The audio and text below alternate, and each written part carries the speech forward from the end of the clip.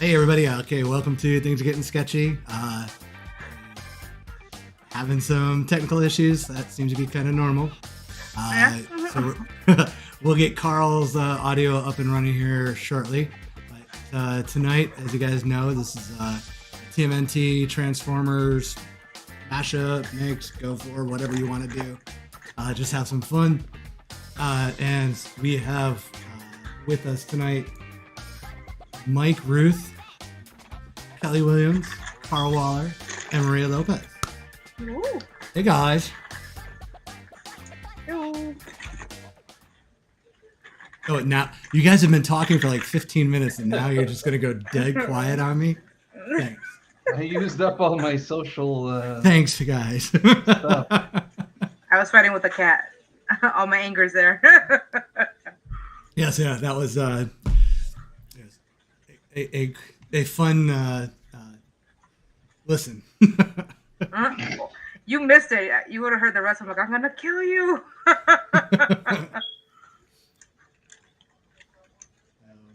So I am gonna let's see. I'll wait for Karl to ping me back, but I may need to drop out real quick to help his audio. But has everybody watched Obi-Wan real quick before I leave and come back and start bitching? Yes. Talking about it? No, I haven't. I wanted to. All right. What about You can talk about it. You can talk. I don't mind spoilers. I'm the kind of people that you could say spoilers and I'll still go watch the show or the Same movie. here. Yeah. Yep. And Moon Knight. Everybody seen Moon Knight? Finished that? Nope. No. I probably never will though. Good. You're a smarter you're a smarter person than me. Jesus. That was rough sledding. Yeah. I think my wife will finish it, but I think it's just because of Isaac. I mean, he was good and all, but yeah, I mean that's I don't know. I'm torn between the fact that Moon Knight was only in there for 15 minutes or to 17 minutes, something like that. I forget what it was, and the fact that they basically made him Superman. I have no interest in that character as the way they have him. I mean, it never how they tried to make him look like he's in danger at any point made no sense because he's pretty much bulletproof, stab proof, and can fly. That one was the biggest. Yeah. Oh yeah. You didn't finish watching it, so in the last episode he flies. Wow. Yeah, and then probably one of the dumbest moments of how are we going to get there? And Conjure's like, you forget I am the moon god. And for some reason that means he can fly. I don't know why. And then Kanji just It's in the teleports. sky. Yeah, and Kanji just teleports to Cairo. I'm like, well, wait a second. That would have been like a better thing if you teleported the both of them. But no, they had to have some filler and had him fly. So, it was garbage. I enjoyed Obi-Wan though, for what it is. Explain to me what it is, because. Well, I mean, fucking fan service. That's. Oh Jesus, yeah. But it's. I've never wanted to root for the Empire more after watching that show. Yeah. I mean, Leia is insufferable. Oh my god. Does that kid not run fucking hilariously though? Well, she runs like a 10-year-old girl. Well, I'm sorry, but no, everybody. I've never paid attention. So. Everybody else running around her runs stupid. Because I'm like, okay, because I actually said that out loud while watching it by myself, going, "Can these adults not fucking run?" Because it is when they're chasing her in the forest. I was cracking up though. Yeah, exactly. I was just. I mean, I'm pretty sure I strained my eyes. They were rolling so hard. It was just unbelievable. And to see the adults chasing her and not being able to catch her, I'm like, give me a fucking break. This is so. It was like watching if like SNL did a skit about somebody like trying to run from a killer, and they were making fun of the fact that the people just don't run very fast. What do you ever watch Bob's Burgers? Yeah, yeah. Okay, like one of the greatest things they ever did is like whoever animated Tina has watched preteens run. Yeah. They run in that goofy form where they don't move their arms. Oh, yeah, yeah. They said our arms are just kind of to our side. Well, I'm assuming that's how this actress ran, and then the director came in and said, "No, swing your arms a little bit." So, and it just made it even weirder. But yeah, it was that scene, and then there's so much to talk about how just insufferable she is, and then how like there are good moments. I mean, they polished the turd pretty well for the fans. Yeah, I mean, I also don't expect much going into these things at this point. But I was honestly, I think I probably was more into that than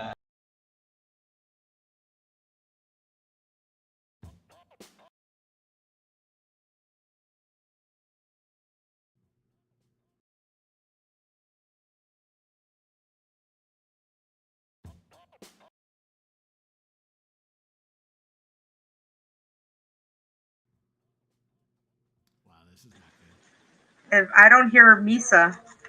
Hey, I don't know what happened there, but we just blacked Misa! out. So. Andy! Oh. Andy! It'd be great if there was like a moment with like Darth Vader. There's like a dramatic confrontation, and then he like just pops up yelling about Annie. Annie! I'd pay money to go see that in the theater. Oh my god. If they did, they would have so many ratings if they just put them at least once. Also, everybody'd be so mad. I'd love it. I'd eat it up. Oh yeah, it'd be great. But like at this point in my life, I think I like legitimately kind of like Jar Jar. I like what he could have been. Yeah, yeah. Oh, for sure. Like if he would have been handled right, he would have served the purpose that he was there for. You know, for kids or whatever, like much better. But still, I don't know. Like looking back at it, I just think it's funny. I just think he's hilarious. Not even intentionally. Like everything they wanted to do for comic relief doesn't really land, but the fact that they thought it was a good idea lands pretty well.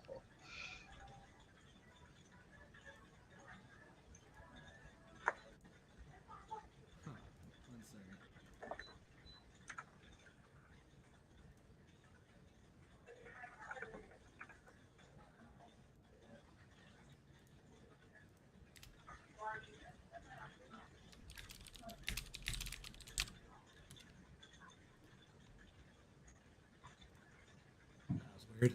We had a blackout. I'm not sure what happened. And you're gone again. What the fuck? Was it just to the stream? Oh no, Mike Rooth dropped out. Okay. Oh. That was weird. No, like the entire feed went black for a second, like dark. Like I'm not sure what happened there. It's gonna be a fun night. I think we're still live. I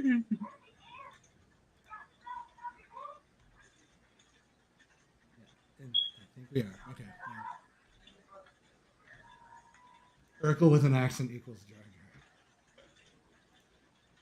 Jar. Yeah. Is it okay? I'll take your word for that. I don't think I've ever watched. I know the character Urkel, but I've never watched Family Matters. No. That was during a time where that was actually when I was in the military, so I didn't really watch a lot of TV when I was in the military. Oh. It's just, other things to do. But I do know that he became Stefan, like his. So I remember a lot of people were like, "Oh yeah, I gotta check out that character." I'm like, Oh, yeah. Just because it has a similar name doesn't mean I'm going to like it. Right. Oh, you'll love him. He's got your name. Yeah, exactly.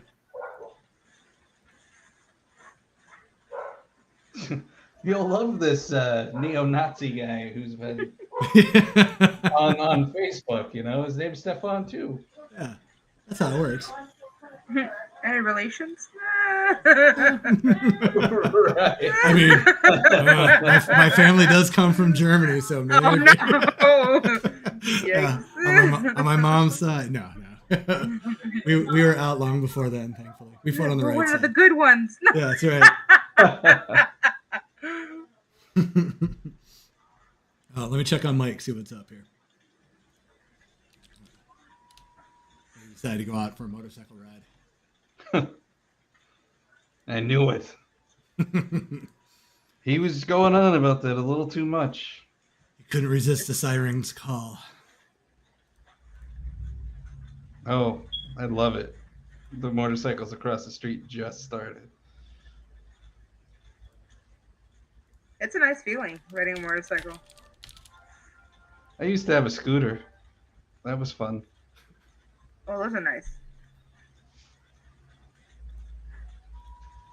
What type of hog did you have? Or who are you talking to? You with the scooter. Of course. I mean, that's what I assumed. What bad boy you got? It was a Tao Tao. It was like a $1,200 scooter thing, but it was fun. It got stolen, so it got stolen, and the cops found it and contacted me, and I was like, "Oh, awesome, great." And then they said, contact these people. They have it. It was like some gas station that I guess the cops had to tow it or whatever, which I thought it was strange they needed it towed. And that place wanted to charge me $700 for just having it there. And it was all they had tore it up to rewire it so it would start and stuff. And I was like, I'm not fucking paying you $700. I was like, I can just go buy another scooter at that point. Pretty much.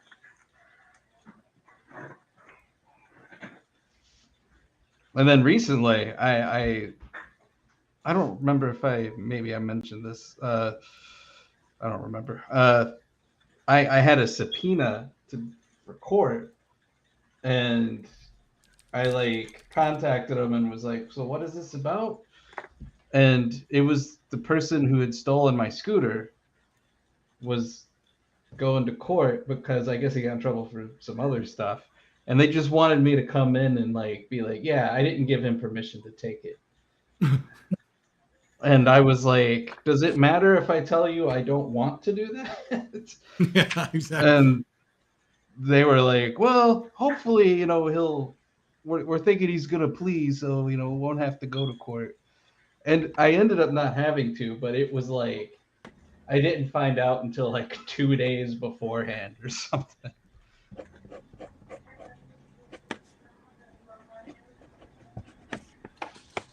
I was just kind of I'm more mad at the cops at this point than him. That's true.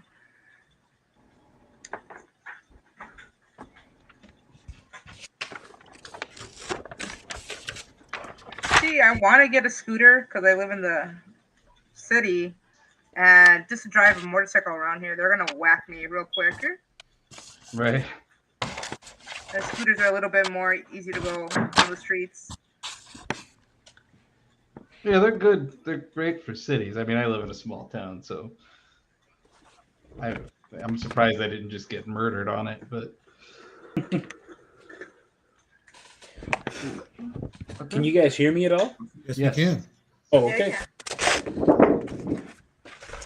Not sure what happened there. That was weird. We thought you were riding your motorcycle. Well, a bunch of emergency vehicles went by just now, and I was like, okay, I'm sure that's coming through on on the microphone, but I was I was suddenly aware that I wasn't on anymore. It was really weird. So wait, you've been this whole time thought you were on?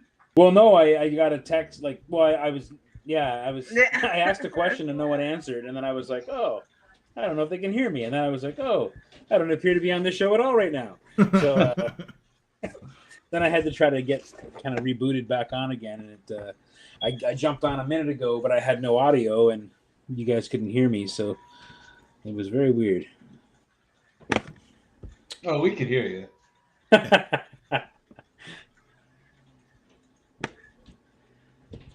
Yeah, that was my first mistake after yelling to the cats. I was like, oops. And you know, it was last minute too. I'm like, I gotta shut this off. I think they're hearing me threatening my cat. Yeah, because I realized, oh wait, she doesn't have her headset on, so she can't hear us telling her that we can hear her. Yeah, there you go.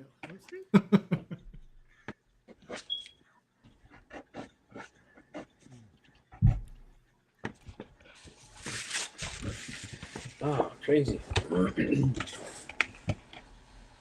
is anybody gonna go see that Jurassic World movie? I'm not gonna go see it. I'll probably watch it eventually. I'll watch it. Yeah, I'll probably watch it. I don't know. There's not enough monster movies that There's not enough monster content on screen. I agree. I like it. So I'll watch a bad movie if it's got cool monsters or dinosaurs in it. Yep. I'm easy to please that way. I grew up having to consume so much garbage in monster content that it's all good now. It's all brilliant. How is that different than the garbage you're consuming with Jurassic World? It's the dinosaurs. It's just the dinosaurs. Yeah, I don't know. I mean, when I saw the trailer and I saw that Chris Pratt is carrying a raptor around in a backpack. That's so cute.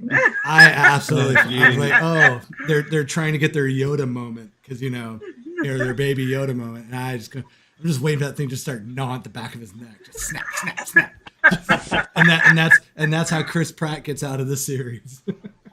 That'd be fantastic. Yeah, drops with a crazy severed neck spine. bite. I don't think I saw anything with this backpack. That's No, I don't think I have. I don't think I've seen that's any. unfortunate. Most of the original cast is back, I guess, for this one, right? I didn't. Yeah. I'm for that. Yeah, they're hitting they're scraping the well as hard as they can. Alan Grant. Yeah. See, I'm a sucker for dinosaurs, and I'm a big Jurassic Park collector. So when I went to Target, and there's when they release all their new toys, and right away I was like, well, I'm not going to financially come back from this. Oh, yeah. Yeah. I had a cart full of toys. I was like, fuck. Things are about to get irresponsible around here. This one's gonna hurt. Yeah, I mean, I want them to be good. Don't get me wrong. I like dinosaurs too, but it's just, I mean, they feel like they just got to keep escalating instead of just because first off, like, how are these parks even open anymore? To get them? Yeah. Yeah, and then That's the biggest thing about it. Is like, I'll give you two. Yeah. Beyond that, I'm like, okay, this is obviously never gonna work. Why are you guys still trying? But they got better safety measures. Yeah, that never work. Yeah. Yeah, right. And they made a dinosaur that could change its body temperature and somehow was aware of implants in its body. Like, they made that dinosaur. Why would they make it with those abilities? Well, I mean, what part of the show was that going to be part of it? Well, nature finds a way. Or Nature finds a way to understand, higher Complex. mathematics and mechanics. Yep. I wasn't made. I was made through tubes. A clone. Yeah. Who am I? It would be great if they could talk. If they made one that could talk and it started having like an existential crisis about who it is and why it exists. You're leaning right into the Critic animated series where they had the raptor comes out of the after being locked into the storage room and then comes out and he's got the pipe. It was quite. Oh shit! Yeah, that's right. I remember that. Yeah, that's what we're gonna get next. See, what they need to do is Jurassic Park, Planet of the Apes crossover. Oh, okay. Yeah, and then you got your own little history there, where mammals take out the dinosaurs. Evolution. Yeah. Darwinism. Yeah, right there. I want to see Caesar go up against Blue. I'm rooting for Caesar all the way. Oh yeah. Anybody with thumbs gets my vote. Well, yeah, because that's how you would get like thumbs up. That's right. I want to get that Terminator 2 ending from a Oh, yes. a sentient ape. Give me the thumbs up. Now, granted, if they had the raptor give a thumbs up at the end, I would not be mad about it. After I finished pissing myself from laughter, I would probably be okay with it. Yeah, I can see that. Yeah. Oh yeah, I'd be perfectly fine with it. Well, after that, you can't find it. You're like, you know what? All right. It can happen. Velociraptor. That's it. Velociraptor. No, Danny's asking if anybody's watched Prehistoric Planet on Apple TV. I want to. Oh yeah, no, I forgot about that. I don't have Apple TV anymore, so it looks cool though. Yeah, it does. Oh yeah, I think I saw an ad for that. I just got Apple TV like last week, or about 2 weeks ago, I guess. It came. I got three months of it free when I got my new phone back in January or whatever it was. Whenever I got the phone, April or something. I can't remember when I got it. Time has no meaning. But but yeah, there's some cool stuff. I enjoyed the shit out of the first season of Ted Lasso. I really liked that one. Yeah, that's good. Yeah, I will get Apple TV when Ted Lasso comes back. That and Mythic Quest, I think it was. Yeah, I really liked Mythic Quest. Yeah, both those were great.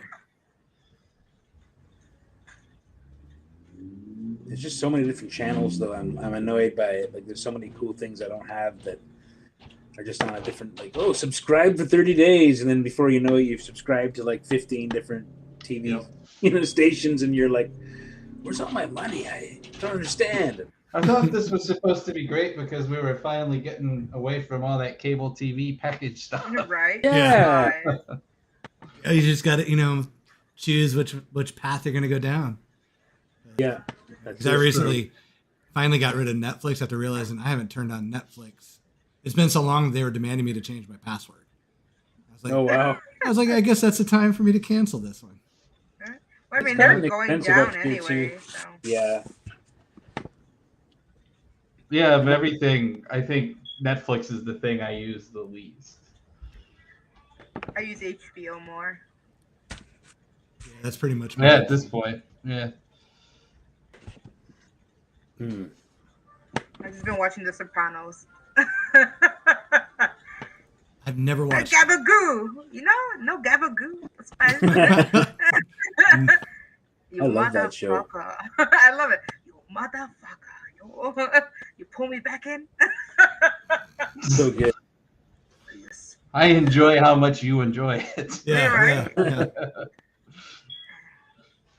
I've never watched it either, so Sopranos? I don't know if I ever will. Yeah. Oh, I really liked it. If only for the James Gandolfini performances. Like it was just I was a huge fan of that guy, so I enjoyed it. Yeah. But yeah, it's I watched it. I'm trying to remember.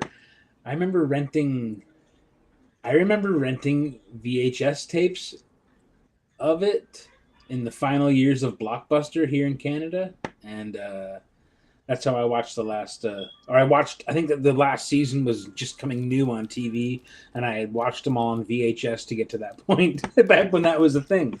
Now I feel old. So wait, Mike, what did you think of the ending? I liked it. I liked it because I liked it because I didn't ever want the show to end, and in a way, that ending felt like it never did. Like there was never any follow up. It just, and I was like, ugh. It's like, when that last issue of a comic book never comes out, and you read the whole series, and then you get the last issue, it gets canceled before the last issue comes out, and it's like it's that kind of thing for me. Like it was such a abrupt ending that I was just like, and that was The Sopranos. All right, on we go. I just didn't want it to end because I enjoyed it that much. But I mean, it does put it in a cliffhanger because you just don't know what happens. yeah, I don't know. I think I don't know. The ending of that show is. I think it became so memed and so well covered by everybody. I don't know if it's even a spoiler at that point, but yeah, it was a sudden ending for sure. It's but I didn't mind it. Maria, I'm gonna send you a bunch of 9 volts. Oh, because you can't. And you know what's funny too? As this is the last show, I was like, well, I guess I get to go with the beep. Well, actually, on that note, I should probably let everybody know. So, technically, this is the last show for a while.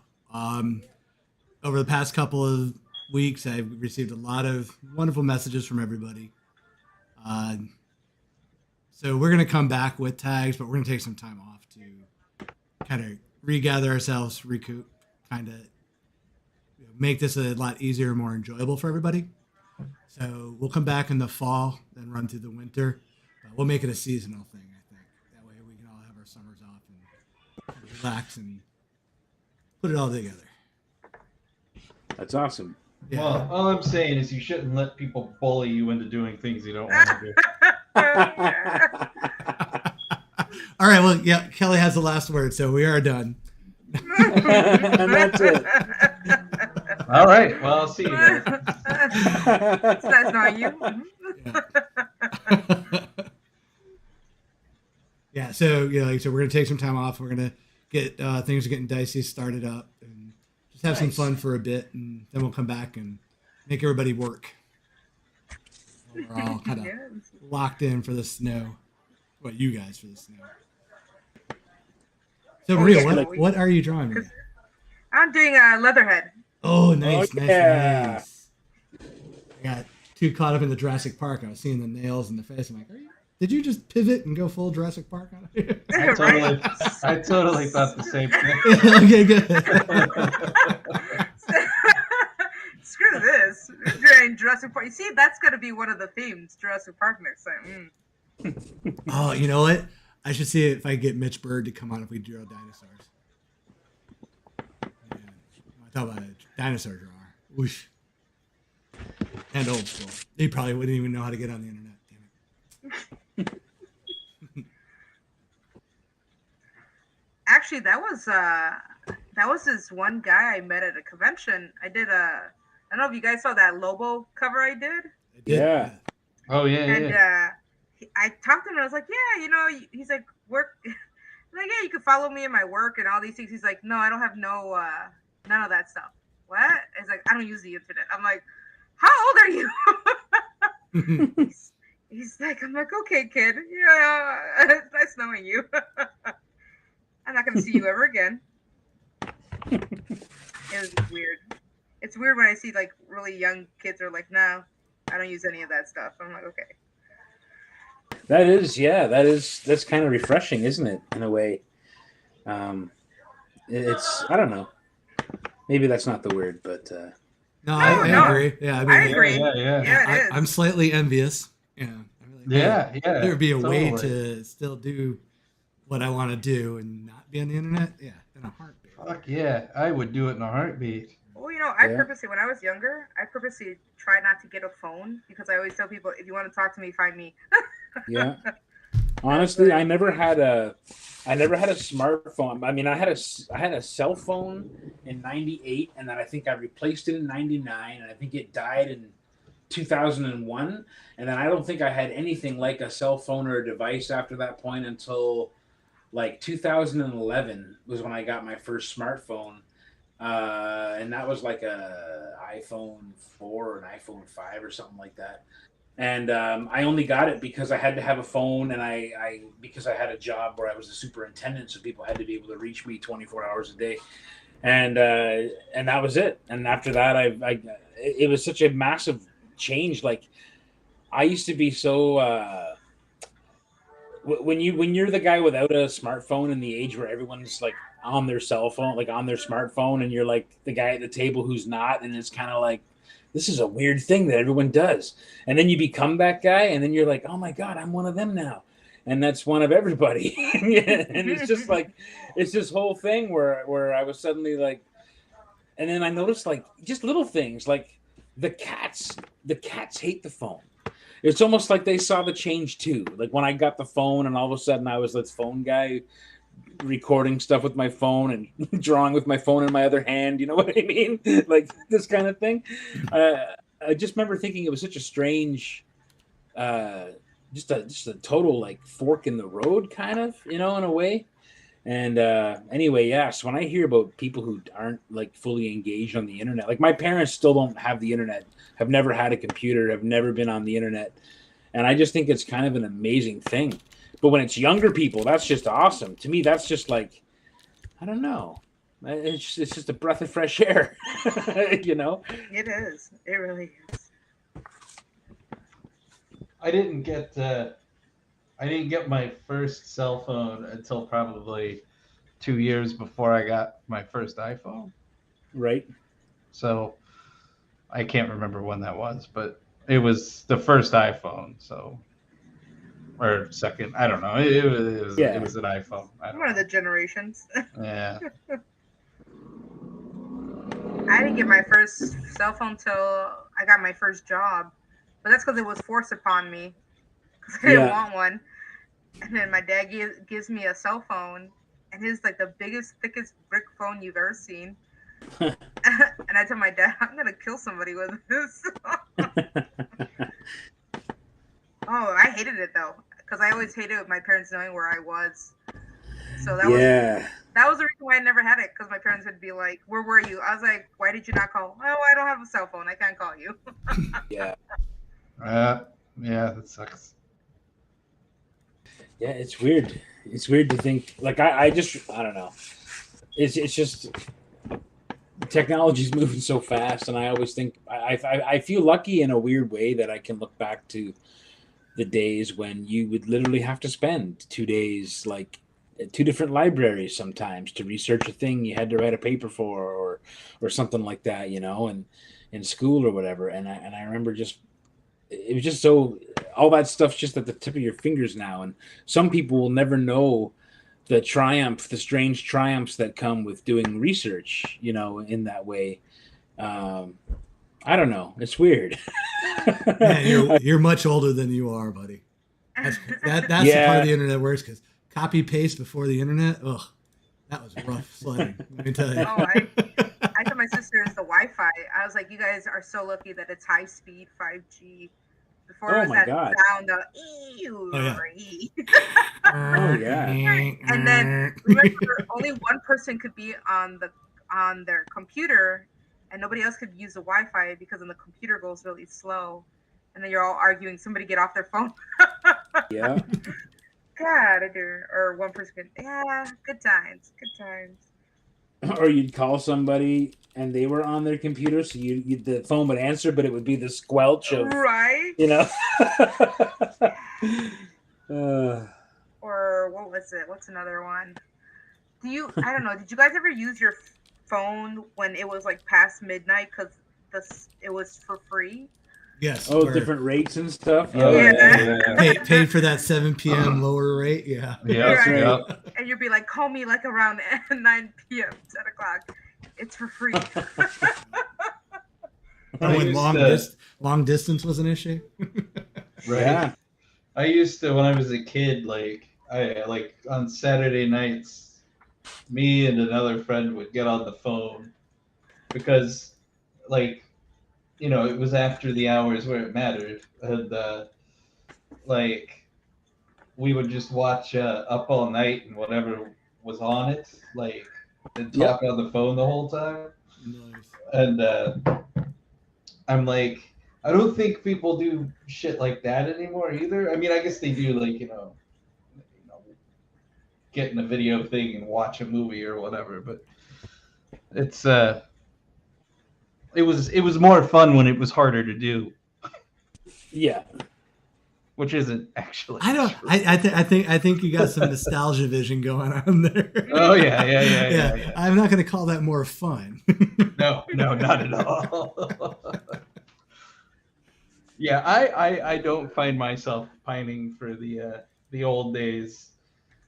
Whenever like I need something and it's like just write it right there, like you just get it. I'm like, yeah.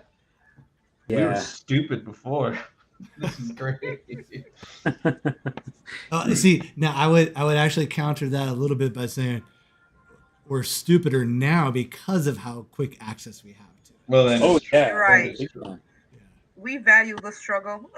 Because I used to have like 20, 30 phone numbers memorized because I had to. Yeah. I maybe have 2 now. One of them is my own. Yeah. If I lost my phone, I would be so screwed. It took me years to memorize my phone number, like the cell phone number. I like literally years, and I know it now, and I know my wife's because hers is just one number different.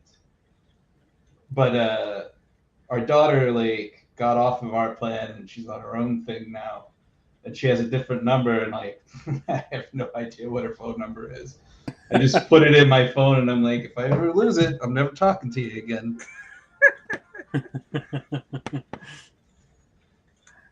Yeah, it's crazy.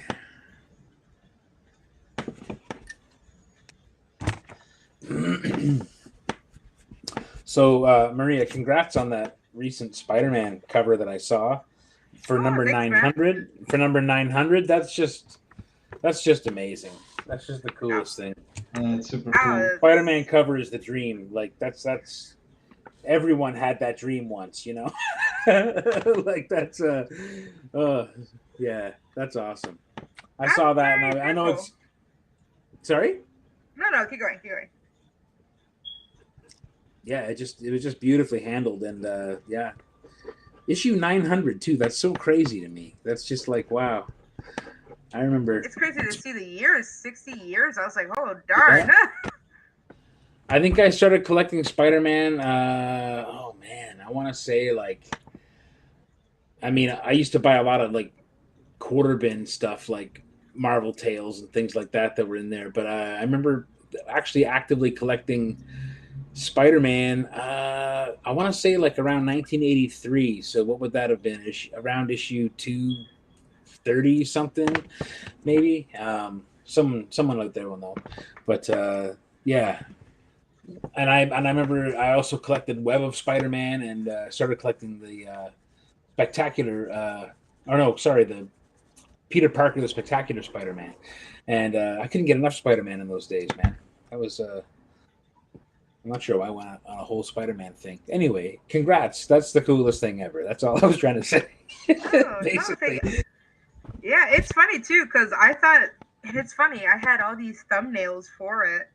And and here's a funny thing. I'm going to tell you about the Marvel covers I work with. Most of the covers that they pick, I never wanted to do them. Yeah. Yeah, it's the thumbnails that were always like the last minute thumbnails where I was like, I'll just throw that idea in there, right? Yep. I was like, and they're the most complicated or the most detailed. I'm like, no, they're not going to pick this one. And Lord and behold, my editor always comes to me and says, yeah, I want this one. I'm like, son of a gun. Yeah. I learned long ago, never pad the concept roughs like a package when you're doing that. I sometimes used to feel like I gotta impress these guys. They want 6, I'm gonna give them 10. And then they pick idea number 10, which is literally the scraping out of the bottom of the barrel, you know what I mean? Right. Sometimes. But I've been lucky most of the time, and knock on wood that this keeps happening. But if I do submit 6 or 10 or 15 rough concepts, Usually they go with number 1. And I feel like cool. I've been doing this long enough now that I'm pretty sure about what I want when it comes to a cover. So I do lean in that direction, but they very often want to see 3 or 4 or 5, depending on who the publisher is. So some publishers only going to get 1 because that's just the way it is. Here you go. It's this one. You can, I'll correct it, but you're getting 1 concept from me. That's it. I a couple times totally padded it out with some options that I totally was like, I'm just going to do these so that they'll pick the one that I want to do. So like, I made them not quite as great. And it always backfired on me, and they picked one of the ones that wasn't good. And I'm like, don't do that. I'm like, you don't want that cover. And so then here I am having to draw this cover and try to make it good. Yeah, if you're gonna to anyone listening out there, if you're gonna pad your rough concepts, pad it, if you want, but pad it with things you actually will be able to live with drawing if you have to draw it. Yeah. Well, it's like the Spider-Man one. Like if I show you the thumbnails, like he was all in like action poses, the things I wanted to try different. I was like, oh, this would look so cool. And then my editor goes, he's like, no, I want this one. I was like, this one? The most simplistic cover of all? And she's like, yeah. And apparently, a lot of people like it. I still, to this day, I'm like, okay. I don't know why, but sure. Yeah, I mean, the way it is. Like, that's actually what happened to me with the Teenage Mutant Ninja Turtles cover. Oh yeah? I threw that one out there, but like the one I really wanted to do was like they were all jumping around, and like Bebop and Rocksteady were like bursting through a wall, and they were just there was this stuff going. It was dynamic and action. Lots of action. Yep. And they're like, well, let's do this one with them just hanging out in the sewer. I'm like, okay. Damn. Yeah. I always want to have action if I have the option, like I especially when you get a character like a Ninja Turtle, like a ninja character, or like a Conan character, like someone with that high physical combat kind of edge to it. Like, yeah, I always want to go action if I can, Yeah.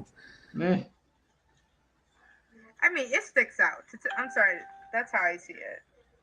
Like, well, I always tell people too, like, for everybody who's listening, if you ever become a cover artist, it's all about getting people's attention. Yeah. And you got to stick out from the rest, especially your character or who you're representing in the comic. And action always speaks louder, but sometimes you could do a simplistic pose. And a lot of it focuses, like I said, that Spider-Man one. It to this day, I'm just like, okay, that's the most simple one, but it just draws to a lot of people. You just got to stand out. That's how I see it. Yeah, exactly. Yeah. Depending on the character too, a character like Spidey is so versatile. You can have high action with him because he can do any kind of action that you can do, but he's such an iconic figure. You can have this more still kind of, candid kind of stuff, and it really works. Like, it's for sure. I mean, I always think of Swamp Thing. Like, Swamp Thing's a character where the covers don't need to be like super high energy, high action because he can just be turning his head and giving the viewer a look or something like that, and that's the whole.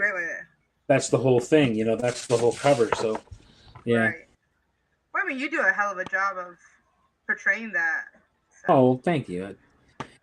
Yeah, certain characters just call for a different mood or something like that. So sometimes you don't need action if you can get that mood, Right. Well, that's why I said, like, I think what's really cool about doing like these covers of these characters is that, especially if you like them a lot, you understand what they represent. Like, yeah. Yep. That's why I say you do a really good job of the Swamp Thing, because he's very cold and dark, yet his body is alive in a sense, Yeah. Well, thank you. I appreciate that. So yeah, that's what I said. It's funny just me doing more covers, and you see like other cover artists, and you see like who are their favorite characters, or what do they do best with, and Yeah, I don't know. It's fun getting more into this cover thing, and I enjoy it personally. Oh yeah. And that was the one thing in the convention. Everybody's like, "Oh, so when are you doing sequentials?" I'm like, I like cover art a lot. So Yeah, I know. I think when we finish the Dodge story, I think I'm gonna do some sequential stuff, but I think it's going to be some smaller, bite-sized things that I write and draw myself, um, and I might put together a little book or something, little short stories. I don't know, but I definitely want to shift more into gear of doing more covers, but I also just kind of want to shift into gear of just doing more painting. Getting to a place where I could, I don't know, even if I have to auction a few paintings a month or something like that, but just kind of get in touch with the painter again, because I haven't really been doing a lot of that, and I miss that. I miss I'm that in the same process. boat too. I like Yeah. painting a lot, and I think that's what I did. See, I do woodcuts. I literally will go and get wood and like cut it out and Oh, that's sand it awesome. out. Yeah, I'm a really big fan of woodcuts. That one of my teachers taught me a long time ago, and he's actually one of my inspirations why I ink too, because he was a damn good inker. He still is, Hmm. and he's really good in Chicago here. But yeah, I want to get back to painting again. I got like these little mini canvases that I want to sell at conventions, and they're like Right. tiny with little easels. I want to like package them and be like, "Hey, you want to buy a painting with little easel?"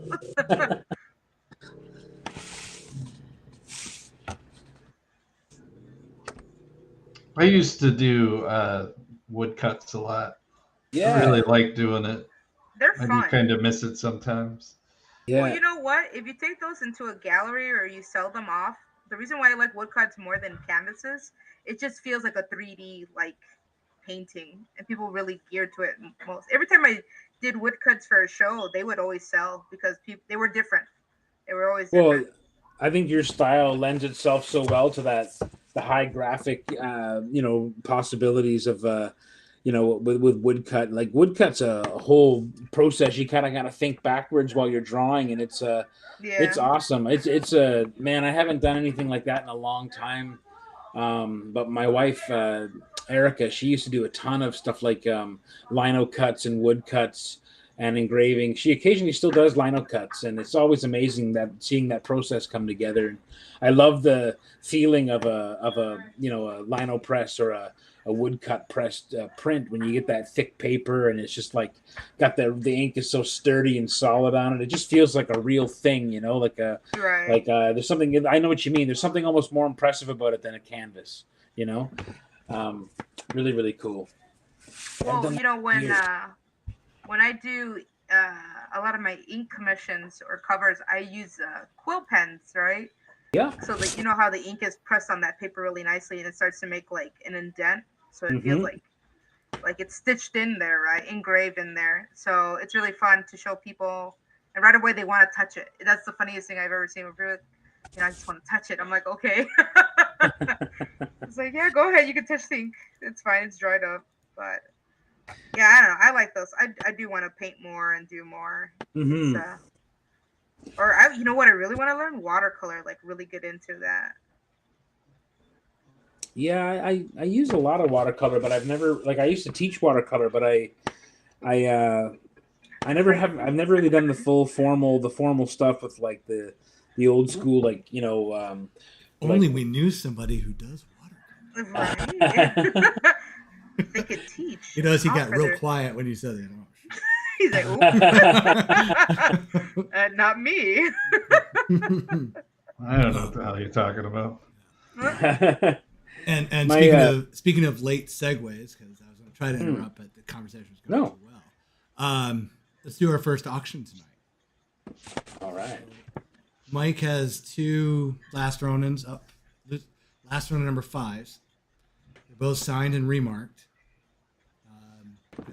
Is this the regular cover, Mike, or is this a different cover? So this was an exclusive from Yellow Snow and Wicked Gator Comics. They teamed up to do an exclusive. I did 2 exclusives with them actually, and this is for issue 5, wraparound cover. And on one I put a remark of a Triceraton, and on the other one I put a remark of the Fugitoid. And I kind of want test drive a couple of remarks on that, because the paper is that really thick prestige format graphic novel style gloss. But I got some new paint pens I wanted to try, so I put a couple of remarks on there and signed them, and we put them up for auction. All right. Well, the first one we're doing is the Fugitoid, since you already spoiled it by saying which ones they were. But... Oh, sorry, man. No, it's all right. so I know, man. It's like there's no sense of drama anymore. It's just dumps his purse out on the table. Lets it all out there. All right. So we'll do a 5-minute auction. This one starts at $40. The auction start.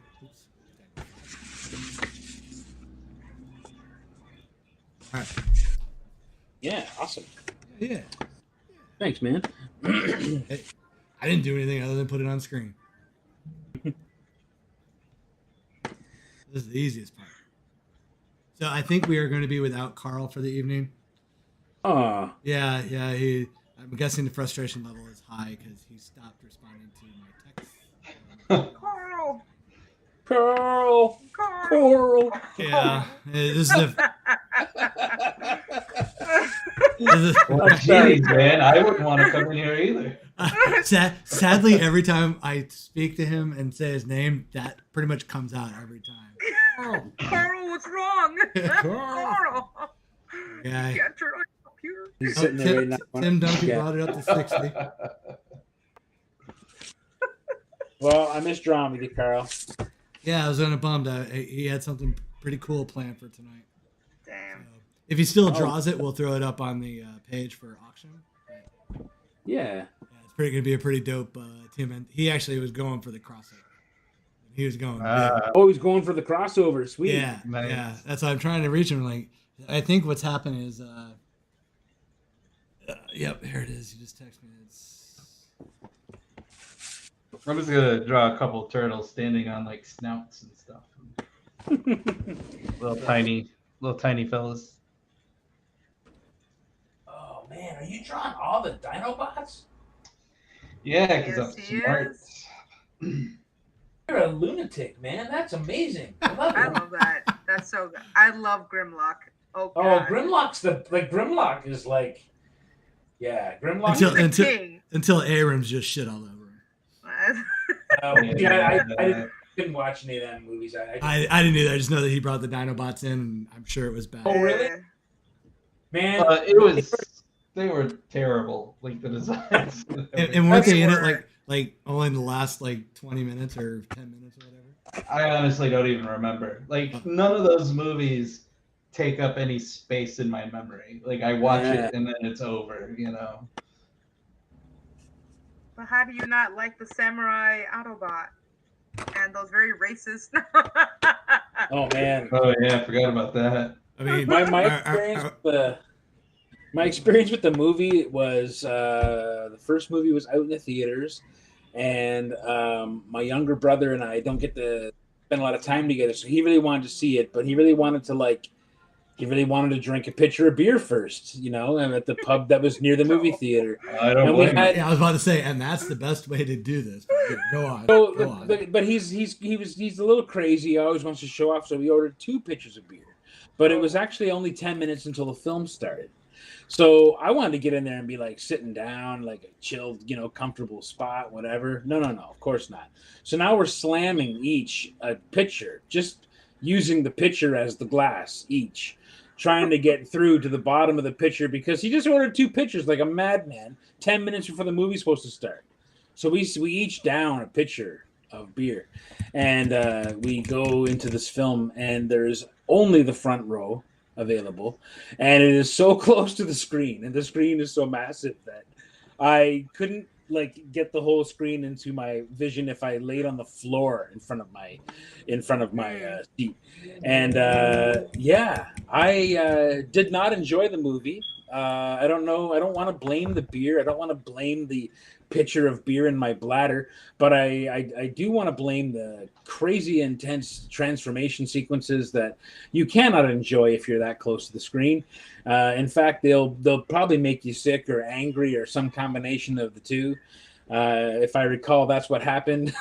Very sangry. Yes, very sangry. I left that movie so upset and pissed off that I even went to go see it. That I never watched another one since. So I don't know if they got better. I don't know if they got worse. They didn't get better. Got better. Yeah. Yeah, that's always a telltale sign as movies go on longer. They get better. There was about Stephen Randall has put the auction to $75. There was about 15 minutes of the Bumblebee movie that was pretty okay. Yeah. Yeah, that was actually pretty decent. I'm not gonna lie. It's okay. That one I was interested in. That one I actually wanted to see. It's not bad. But I haven't seen it yet. It doesn't make you want to vomit like 10 minutes. Right. Yeah. I mean, the Cybertron stuff was super cool, but Yeah, actually, yeah. That's the only stuff that I can think of me ever saying like was super cool about any of those movies. Yeah. All right, so it looks this auction is about to go off. All right. Yep. All right. So Stephen Randall for $75. Right on, Stephen Randall. Awesome. Stephen Randall is a good cat. He always supports Dodge and all these cool things that we do. And awesome dude. I appreciate that, man.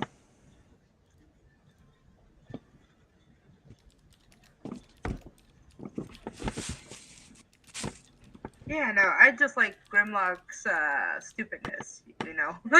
I love the way he talks. Grimlock King. Grimlock don't know what you do. He was the Hulk of the show. It was the best. I love him.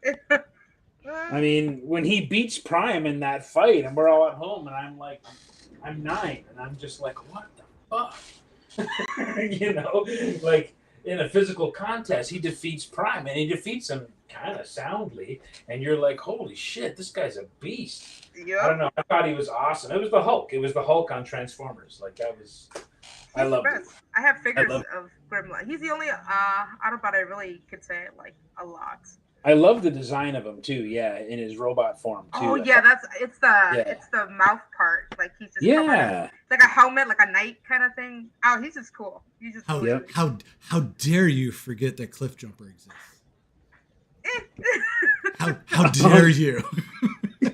How do you not love a helmet head? You know, I'm not saying I don't, but to sit there and say the only Autobot you like and Cliff Jumper's hanging out there, the red shirt of all Transformers. I mean, okay. That dude's pure attitude for some reason. He's the Sean Bean of Transformers. Yeah. every Transformers show, movie, whatever, Cliff Jumper's gonna die. Poor. Sorry, didn't mean to step all over that, but had to defend my boy. You know what? There's I do want this one. Mattel made a Transformers Jurassic Park. Did you guys see that one? Yeah. Really? Yeah, it's the T-Rex can transform, and it's that green car with the stripes.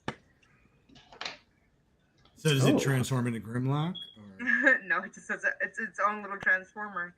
God, let me see that one. They've been doing tons of these like crossover. Yeah, it's with other really properties. cool. There's like the Ecto one from Ghostbusters. Oh yeah, I thought I saw one of those. Future car.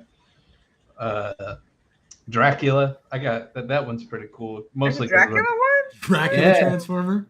Yeah, you know, he turns into a bat. What does he suck battery? I was gonna say because Dracula's not OP as fuck to begin with. Let's make him a Transformers too. Right.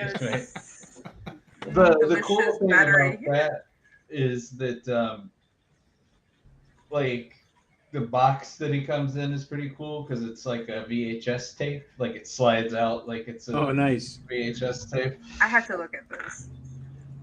Hold on, I got one. Tyrannicon Rex and Autobot JP. Look at you see it.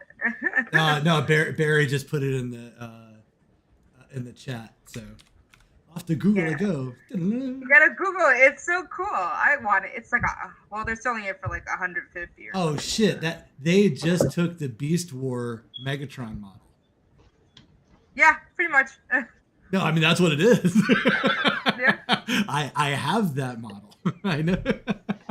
They just repainted that. Beast Wars was actually a really good series too. I liked it. Love Beast Wars. Oh, what are you showing there, Kelly? The Dracula. Oh, that's so cool. Oh, that's cool. So yeah. Well, I don't know how cameras work. So does it turn into Man Bat? Sort of. Yeah. He's got a cape, which I thought was fantastic. Oh, he does turn into a bat. Yeah, that is pretty cool. It's I think it's like a Target exclusive or some nonsense. Actually, if they really were want to mess with people up, like have Dracula transform into werewolf. Right? No, there'd be like an online petition to get him to do something different. That would be a two for that because you could box the werewolf that transforms into vampire, and people would still buy it. Yes. Well, technically, I mean, I know I would. Yeah, right. All right, so we got like really off on a tangent right away. So we know what Kelly's drawing, and we know what Maria's drawing. Mike, what are you drawing? So I decided to go with just a giant, just a huge 18 by 24 Last Ronin. Just gonna fill the whole page. This might be the last Ronin I draw for the last Ronin I draw for a little while. Take a little break. I've been drawing the shredder and stuff lately, which has been a lot of fun. The new Love shredder. it. Thank you. He's just a lot of fun to draw. So yeah, I've been really enjoying, with number 5 finally out and having a bunch of them in my house and doing some remarks for our big country comics people and supporters who wanted to get the book with the remark and stuff like that. Like getting my brushes wet with that stuff and getting those going. And, bunch of CGC orders going and stuff. But yeah, so I'm drawing a big Last Ronin here. And I'll probably do some kind of a brightly colored background. The world on fire. Yeah, end of the world kind of fire in the sky kind of vibe. But yeah, I was going for I wanted to go with a high action pose that just fills up a whole page. And I actually was going to draw Transformers. I wanted to draw like a Last Ronin versus like the Shredder-tron or something like that, like do like a super transformed up version of the Shredder. And I may do something like that yet one day down the road because I've got a cool idea for it. It was just a little bit too ambitious for today. So this isn't the last room. No. Oh, okay. But for a little while.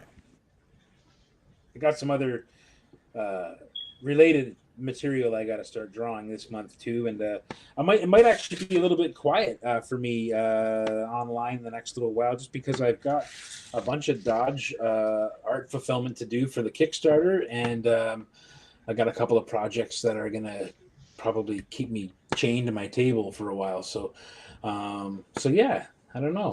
I'm looking forward to kind of having a quieter summer in the studio and maybe getting a little bit more beach time. If I can. I don't know. It blows my mind that you say beach time. Well, it wouldn't be like a beach like you would like it wouldn't be like a Florida beach. I know, that's what I was thinking. I was like, wait a second. We're talking about it is a great lake. It's Lake Erie, so it's filthy and shallow, but it's it's like me. I would say just like Florida, yeah. Yeah. But you know what? The beaches are rough. They're not like sandy. They're rocky, and I don't know. I just like going because it's I just like to float around the lake and pretend I'm a sea monster when I'm not drawing, basically. So that's going to be me this summer, a little bit. Get some proper rest in the sun and in the water if I can. If I'm lucky enough to be able to do that, we'll see.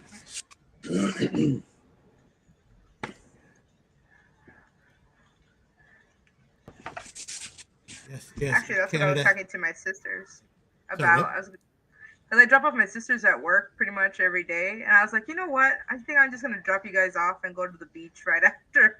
Yeah. What I like about this beach that we go to, it's a provincial park, and there's, it's cold. Like it's cold swimming for sure, but I like it because there's all kinds of picnic tables and all kinds of shady willow trees, and I just swim for a bit and then draw for a bit outside. To me, there's nothing greater in life than drawing outside. If I can be outside drawing in some capacity, whether I'm working or just drawing for fun, it's my favorite thing to do on earth. And one day I'm going to have a yard and everything, and I'm going to be able to do that very thing.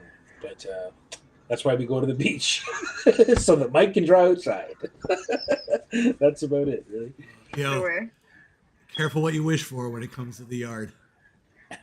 Oh, I don't want a big yard. I don't want it. Like, I'm gonna have, like, I'll be buying a goat before I'd be buying a lawnmower. You know what I mean? Like, to keep the grass short. Oh yeah. I don't want any kind of big patch of. I just want a little place that's outside that I can call my own. Well, no, I mean, like, I love my yard. I love it. Yeah. Because of the squirrels. But the amount of work. I love the squirrels. But the amount of work. Yeah, I had Peanut Brittle was out in the yard for a little bit, and then all of a sudden I saw her at the door. She was like ready to come in. It's like, oh, you just went out, and they went out. Yeah, there was like 8 squirrels in the yard. Like, oh yeah, that's why you wanted it. you were like 3, 4 she can handle, but when there's 8 now, she knows it's a mob. Yeah, Rob, the inspiration for Frozen Beach Studios is because the 3 of us that put the studio together. Wesley's in New York and Charles is in Prince Edward Island. So Frozen Beach was the joke on that. We were all East Coast, and I would make fun of them during the winter. Right. See, if I had a yard, See, I would only want a big yard because I would want a big dog. That's it. You need to walk the big dog. Big yard and a That's small it. dog, perfect combination. Oh yeah, of course. Yeah, that's true. Casadillo would run laps. She would go nuts in the backyard. Or a pool, maybe a pool. Nah. See, that's what Wow. That's my one regret is I don't have a pool. And I did not Cool. lay out my backyard in a way that I could have a pool. Without We're just starting to put up an above ground pool, and I'm thinking I'm 90% wanting to do it because that's just a large patch of grass I don't have to mow. Yeah, see, that's right. There you go. That's one way of I saying appreciate it. that. Yep. Yeah, I want a yard. I don't want to care for a yard. I want to just have. I don't care if it's a 10 by 10 patch of mostly gravel. I just want to be able to sit outside with a picnic table, man. I can. There's lots of pretty places I can go find and sit, but I want some place that's my own. Like, I don't have a balcony. I'm in a box in the sky. Like, I want to have a place outside where, I can put a table and draw. My dreams aren't big, man. They're not big. But you come down and use my pergola anytime. That'd be the best. I'll make lots of food and never leave. Margaritas. Woo! Only if you come down during the summer. I'm a seasonal drinker. Margaritas during the summer. Sidecars during the spring. Oh, I love that. It's a seasonal drink. Yep. Whiskey during the winter. And then for the fall, kind of mix it up between vodka and whiskey. That's good. Yeah, You see, yeah. I'm a pina colada person. I make them anytime. I'm like, pina coladas. Pina coladas are great. What are you talking about? Oh my god! Just melt down the sugar in a crack spoon and just take it. Delicious. Who says it has sugar? It's nothing but alcohol in mine. Oh yeah. Oh wait! Is it I'm sorry. coconut? Do you not like coconut? I'm confusing that with daiquiri. My mistake. That's right. Daiquiris are super sugar. Yeah, Pina coladas that's are delicious. my mistake. No, pina colada is good summer drink. That's a I good. was about to fight you. No, I was I stand corrected. don't say nothing to pina coladas. Oh, Nathan had a bonfire in his yard last night. Oh, Intentionally, nice. or did? Attention. It just happened. Yeah. That's exactly what I'm doing when I'm done with this today. Having a bonfire? Yeah, well, a fire, not a bon, I guess. Oh man, I'd love to have a yard big enough for a fire. Oh, that'd be the best. Yeah, I like my fire pit, but it's like a Yeah. engagement. My brother-in-law has a fire pit that he painstakingly, put in, and it's just beautiful. It's just something nice about sitting by a fire. At least she has a tiny yard, but mostly the stray cats use it. She does have a great porch. She does have a great porch. when trucks aren't blasting into it. Like, she has that typical Southern. The whole front of the house is a porch. Oh, nice. Oh yeah, that I wish I had. I'm surprised you don't have like a lemon tree or a lime tree. They're very difficult to maintain. Yeah. In Florida, really? Yeah, I mean, any citrus tree in general. The amount of that you gotta have it on a regular schedule for proper fertilization. Just buy the limes. Yeah, fuck that. I'm not doing that. My first house, I had grapefruit, and, tangerine, and orange trees, and I was able to maintain them for about 3 years, and just couldn't keep up with it, and they just started dying. Citrus trees are very difficult to maintain. Yeah, sometimes they live for years too without bearing any fruit. Like they have to put their time in first. I think some of them before they can, become mature enough to actually, properly grow fruit. I mean, I remember someone up here I knew had a lemon tree, and part of the problem was the climate up here makes it difficult. But to get anything to happen with them, the amount of sunlight you need. Yeah, it's a finicky thing, citrus. There's one thing I've always wanted to try, because there's a rumor about key lime trees that you have to actually beat them with a bat to kind of give them the. I love it. To give them like the hurricane experience. Yeah, Oh, really? I'm like, I want to know if that's true, because if that's true, I may get a tree just because I'm like, all right. Beat the crap out of Yeah. Exactly. I'm gonna convert my backyard to an orchard. I'm like, oh, I get some stress out and grow key limes. Fuck Right. yeah, I'm there. Guy's beating Your his tree neighbors? again. Oh my god. Oh, he's pissed. Man, he hates that fucking tree. What's his problem? But he's always smiling. Yeah, exactly. Yeah. I mean, he The seems like a nice guy. I don't know. Like, cursing's just a bonus. yeah. Mother. Carl is going to try to jump in. Okay, let's see if we can get his audio up. Yeah, because it's funny because I've got a great neighbor, John, but every time I'm smoking, like he turns into Wilson, it kind of pops over the fence. What's going on? And I'm like, don't worry, buddy. I'll make sure you get some before it's all gone. Because it's a big weekend this weekend, so had the chicken and a big pork picnic going. Oh, nice. Oh, my house. Nice. Yeah, we're doing the same thing. We're having a picnic, and then there's a carnival by us on Monday. So we're like, oh, that's gonna be cool.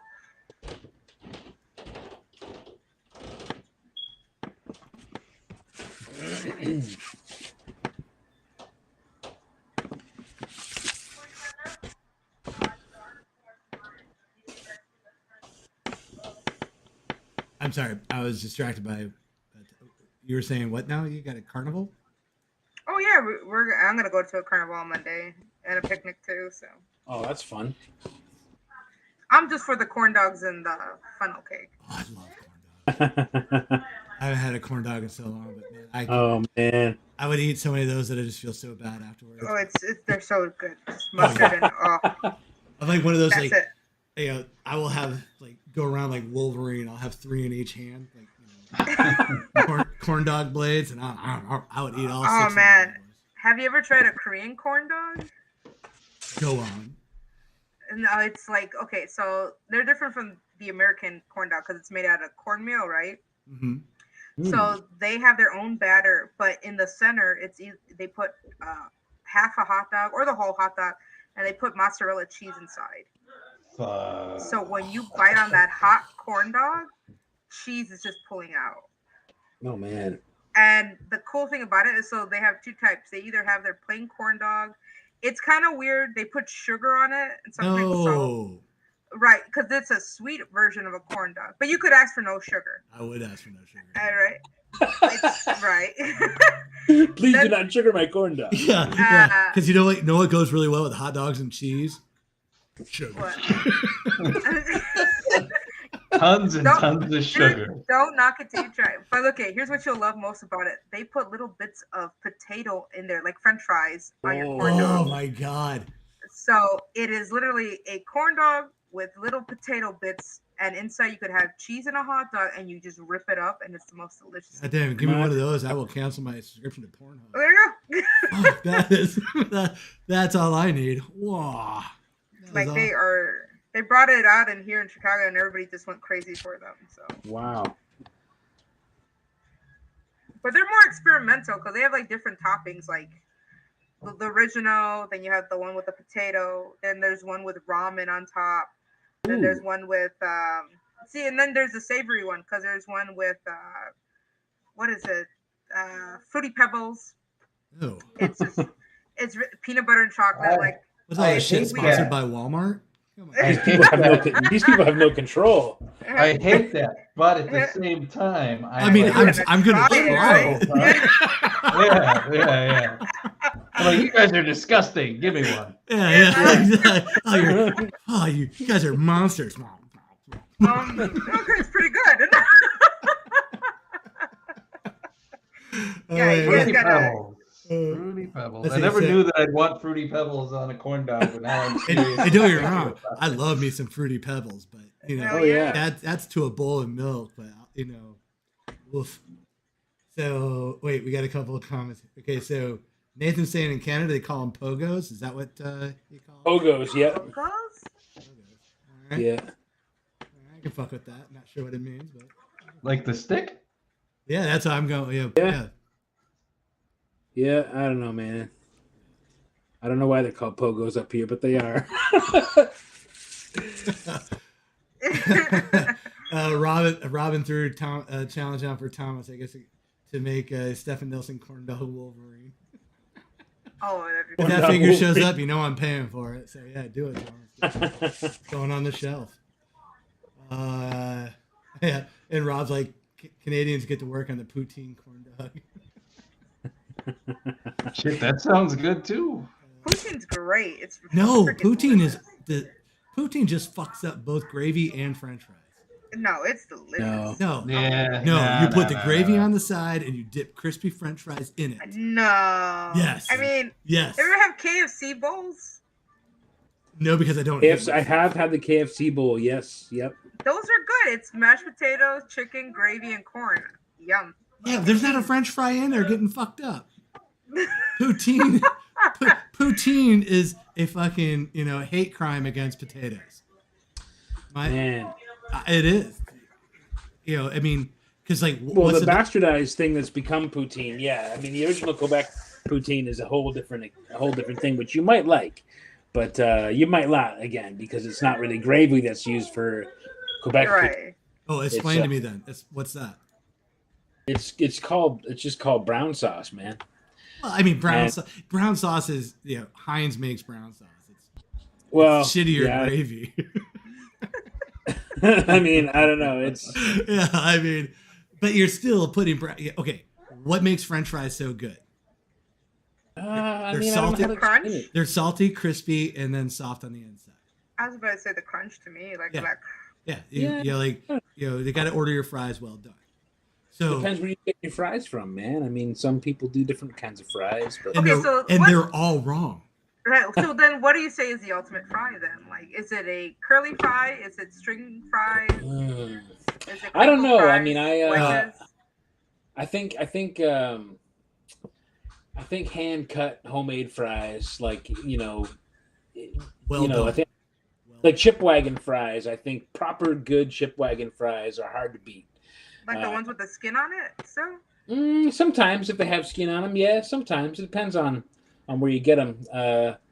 But yeah, I'm like a chip wagon kind of fry guy in that way, and you can usually get a decent poutine, but in Ontario not so much as you can in Quebec, or other places. But yeah, I don't know. I can't explain it. A lot of places want to make a poutine using cheddar and stuff like that, and you can't use cheddar. You got to use proper cheese curds, like you have to use. Otherwise, it's just not really poutine. It's just cheese on fries and gravy. Hard to explain. I'm not from Quebec, but it's a bit of a cultural thing up here. for sure. To answer the actual question, the best French fry is a waffle fry. The waffle fry. Because especially if you get them well done. So I don't know. See, I like string fries. I like really thin. Mm-hmm. Shoestring, yeah. Yeah, I don't like the shoestring fries as much because they get too dry. Okay. Yes, I do agree with that. Yeah. That's why I like with waffle fries because they get punched out in that waffle. Yeah, I got there's more surface area for the oil to crisp them up, and they still. Go ahead. Go ahead. No. Go ahead. I'm gonna keep just drooling over waffle fries. You go on. See, Eric gets it. Waffle fries are the bomb. Yeah. All right, I need another beer to continue this conversation. Be right back.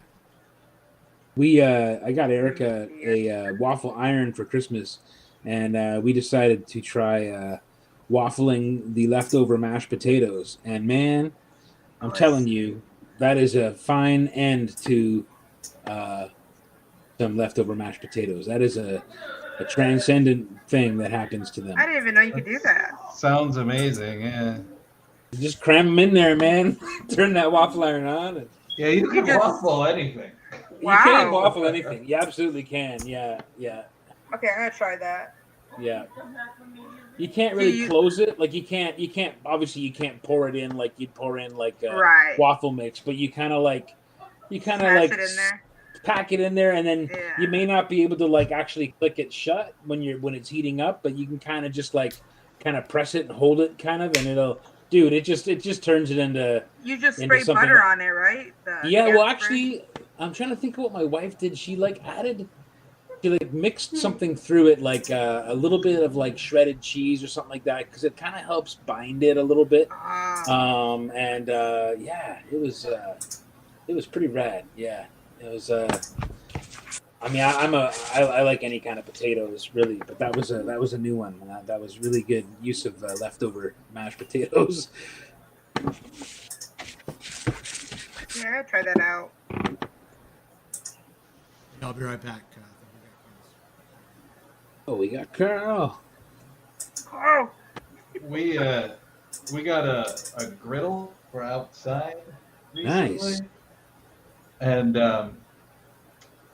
I think we've only we've used it a ton, but we've only really used it for breakfast. Oh. You? But God, it's so I feel like everything just tastes better out there doing it like that, but it cracks me up to be at it because I'm like I absolutely 1,000,000% want nothing to do with working in a fast food restaurant or anything like that ever again.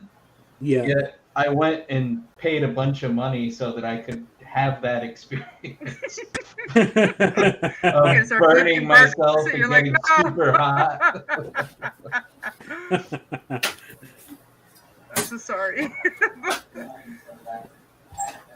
Oh, I hated working in fast food. That's the worst place to work at.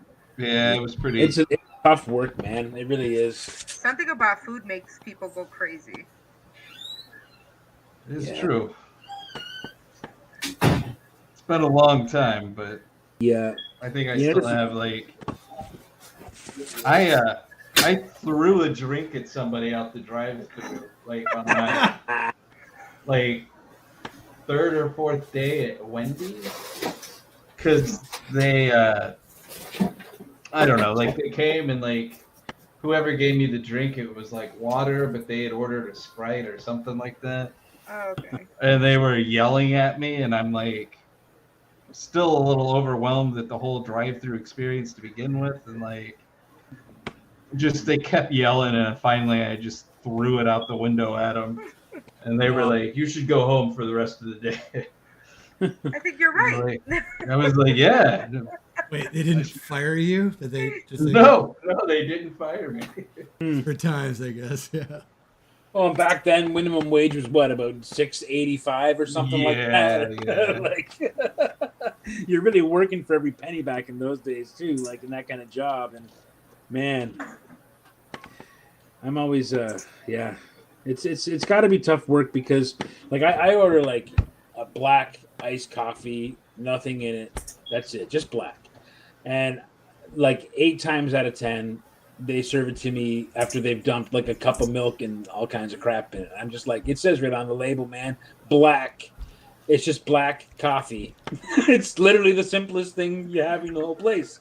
It's in a pitcher in the fridge. You pour it in a glass, and away we go. But yeah, it must be hard work, I guess, to make a coffee. I don't know. Well, I don't work in that service industry anymore, but like there was a time, and yeah. Anyway, sorry. I certainly didn't want to work in fast food. So, Yeah. you know, the idea of getting paid shit for like doing it and putting up with the abuse that, Oh my god. you know, customers put you through, not to mention managers and stuff. Like all the managers I worked with were assholes. So like, you know, because they were miserable too. So Yep. Oh yeah. they've just been miserable longer at that point. Oh yeah. No, my manager, because that was my first job, was McDonald's. Yeah, me too. God, I hated. I only worked there for 3 months. My best friend got me a job, and I remember whenever I was working on her shift, we had a blast. She was a manager. But whenever I worked with the other managers, they were just just jerks. And one manager was notorious. He was the main boss. He would yell in your ear and right next to you. And fuck that. we even had customers come up to him and tell him, "Hey, you should be treating your workers like that." And he didn't care. He didn't care at all. People kept trying to do complaints. But one day he messed with the wrong guy. He took this guy in the back, and I guess he was arguing with him, and he told him, "I'm going to find a way to fire you." And the guy got so pissed off that he punched him right in the face. Nice. Oh, yeah. And he started wailing at him when he got on the ground. And he quickly ran and left the McDonald's, and the cops were trying to look for him. And it was funny because the next day, like I said, he was a horrible manager. He would never shut up. And for that whole week, he was so quiet, and everybody was like, "Yep, Yep. you deserve that." You got a little taste. And That's it's like, it. but you know what? He's still a hardhead because after that week, he still started his crap again. I was like, "You don't learn, do you, buddy? You just got your ass kicked." Yeah. We'll fuck around and find out. Yeah. So it was so funny, and some of the people who worked with that guy knew where he was and stuff. Nobody said nothing. They're like, "No, I didn't see nothing. I don't know nothing."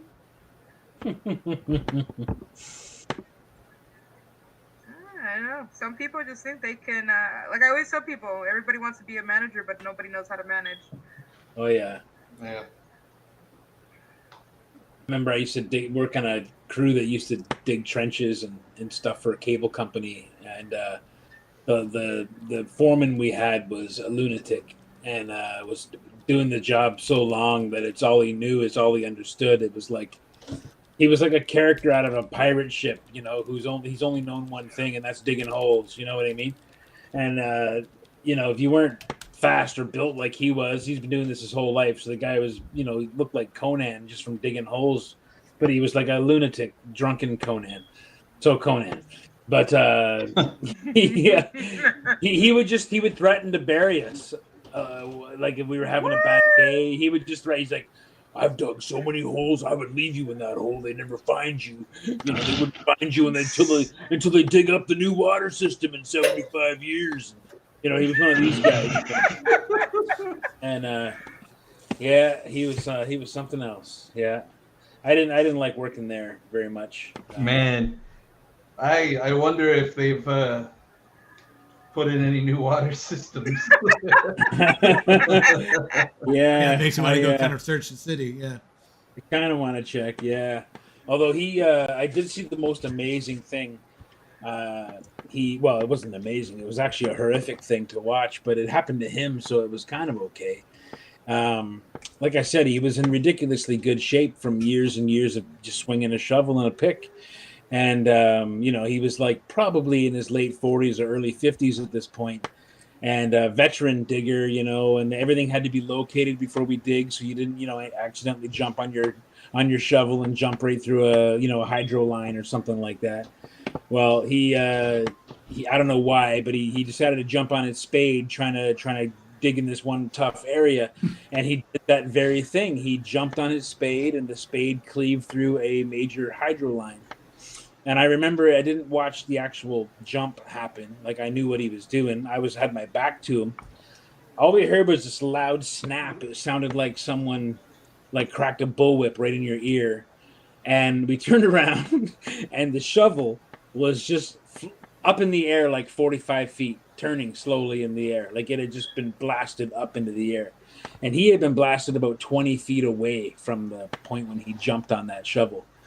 And so much voltage went through him that it basically kind of tore him apart. But he was so well built that it didn't actually do much more than just like, I don't know. You ever seen a pulled pork? You know what I mean? That's a lot of damage. That's great. That's a little damage. I'll try not to think about that tomorrow as I'm serving holiday meal. Thanks, buddy. I mean, you know, he was okay. Have you ever Pulled seen pork. just some shredded meat before? There was smoke still coming out of the. Oh my God. And anyway, he lived. He shouldn't have lived. He should have been vaporized on the spot, but he lived. And the doctor said if this guy hadn't been built basically like an Olympian, there's no way he would have survived that. That would have killed anybody. I can't even believe he's alive. Like, we all kind of laughed about it because he shouldn't have lived. And about a year later, he was digging holes again. Anyway, he knows.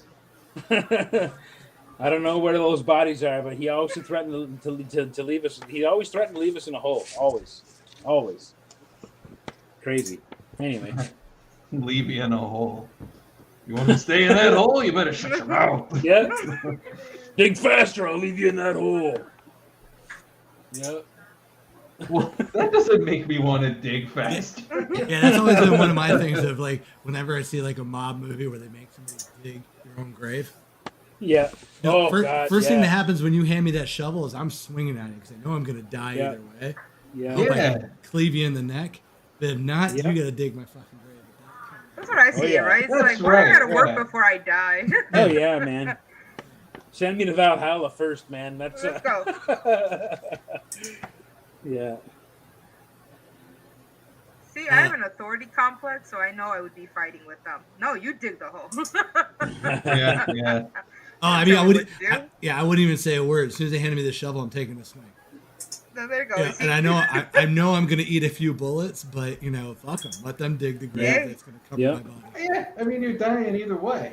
So why do I want to be exhausted at the same time? Yeah. Speaking of shallow graves, what the fuck was up with that stupid Obi-Wan burying his lightsaber in the middle of the desert and somehow finding it 3 feet? Like, the army of men dug a bigger grave for the mother box in Justice League. I mean, I was like, you buried it in a 2-foot shallow grave in the desert, 10 years ago or whatever. That, on top of that, may be a sprawling planet-wide desert, but that's what I'm saying. Like, what landmark was he using? Because he wasn't using any type of GPS. It's the Force, man. He's the Force. He knows. He had, because remember, I mean, he struggled to pick up a falling Leia. He obviously isn't in tune with the Force. And quite honestly, I actually read something saying that he had cut himself off from the Force at that point. So that's what I kept saying when he found it. I was like, if that's true, how the fuck did he do that? Yeah, because that scene, I was just like, okay, yeah, he's just gonna roll up on this dune and go, yeah, this looks like the spot. Yeah, this is definitely where I left it. I really wanted to see him dig like when we cut back, him have 10 different fucking holes. And getting really frustrated. Like the sun's going down and he's just like, damn it. It's hot. I wonder if you just forget that you had the Force some days. Like, you're just, oh man, just struggling to lift this garbage can lid today. I don't know why it's so. Oh, wait a minute, I have the force. This is the shit. You know, I forgot. How did I forget I had the force? I don't know. It was that part. Yeah, well, one of the many things that like were serious eye roll moments. But that was one of the bigger ones. Like how did he, how did that dune not get covered 10 times over in the last decade? Yeah, my wife had to listen to me go on about that. And how shitty are the parents Organa? I mean, and then they basically guilt trip Obi-Wan because they're bad parents. Oh, right. I mean, they pretty much should have said, "Hey, we're shitty parents. You need to go find our daughter." It drove me crazy because they're like, "No, you have to go. This is like your responsibility." Blah blah blah. And he's like, "Well, I gotta watch the boy." He's like, "No." So they're like guilting him into going after her and not watching the other kid. Yeah, and it's like this doesn't make any sense. Yeah, when Bale said she's your responsibility too, I'm like, but she's your responsibility. Right. You were the one that said we'll take her to Alderaan, and like, do you only have 6 guards? Because how does that bitch keep running out? I mean, when she keeps running into the forest, I'm like, do they not have guards at the door? Like, any palace anywhere else has guards at the door. And she just... Oh, no, she's clever. She's clever, and she's just good. Sure, you're clever, but there's only one fucking door going out. So, Well, you see, the job doesn't pay that much, so... I'm guessing... They just let her go by. Oh, man, that was just infuriating. And, like, just... When she did the whole thing, since I met you, I've been shot at, blah, blah, blah, all that. I'm like, yeah, and it's all your fucking fault because you didn't listen to anybody when they said, don't do this.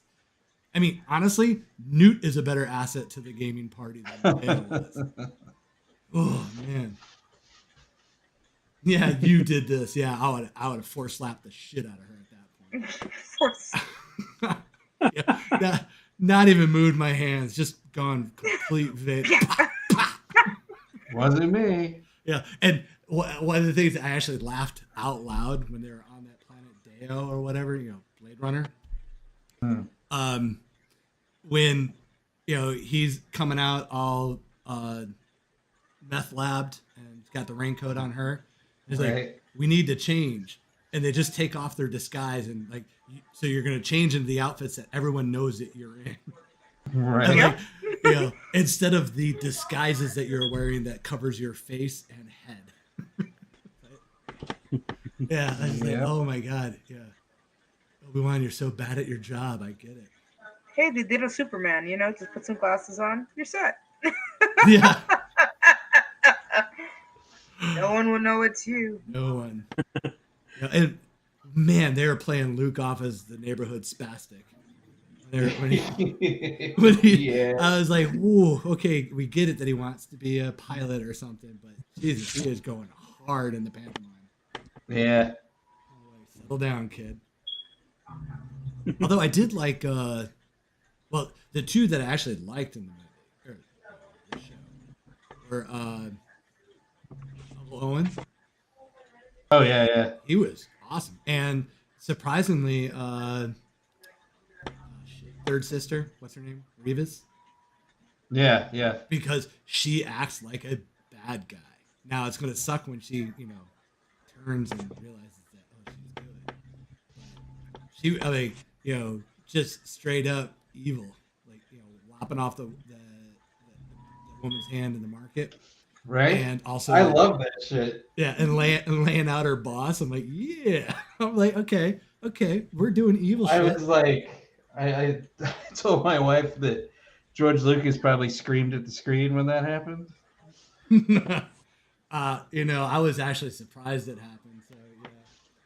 But okay, that was another thing that bothered me too. Is like everybody in Tatooine is acting like they've never seen a starship before. Yeah.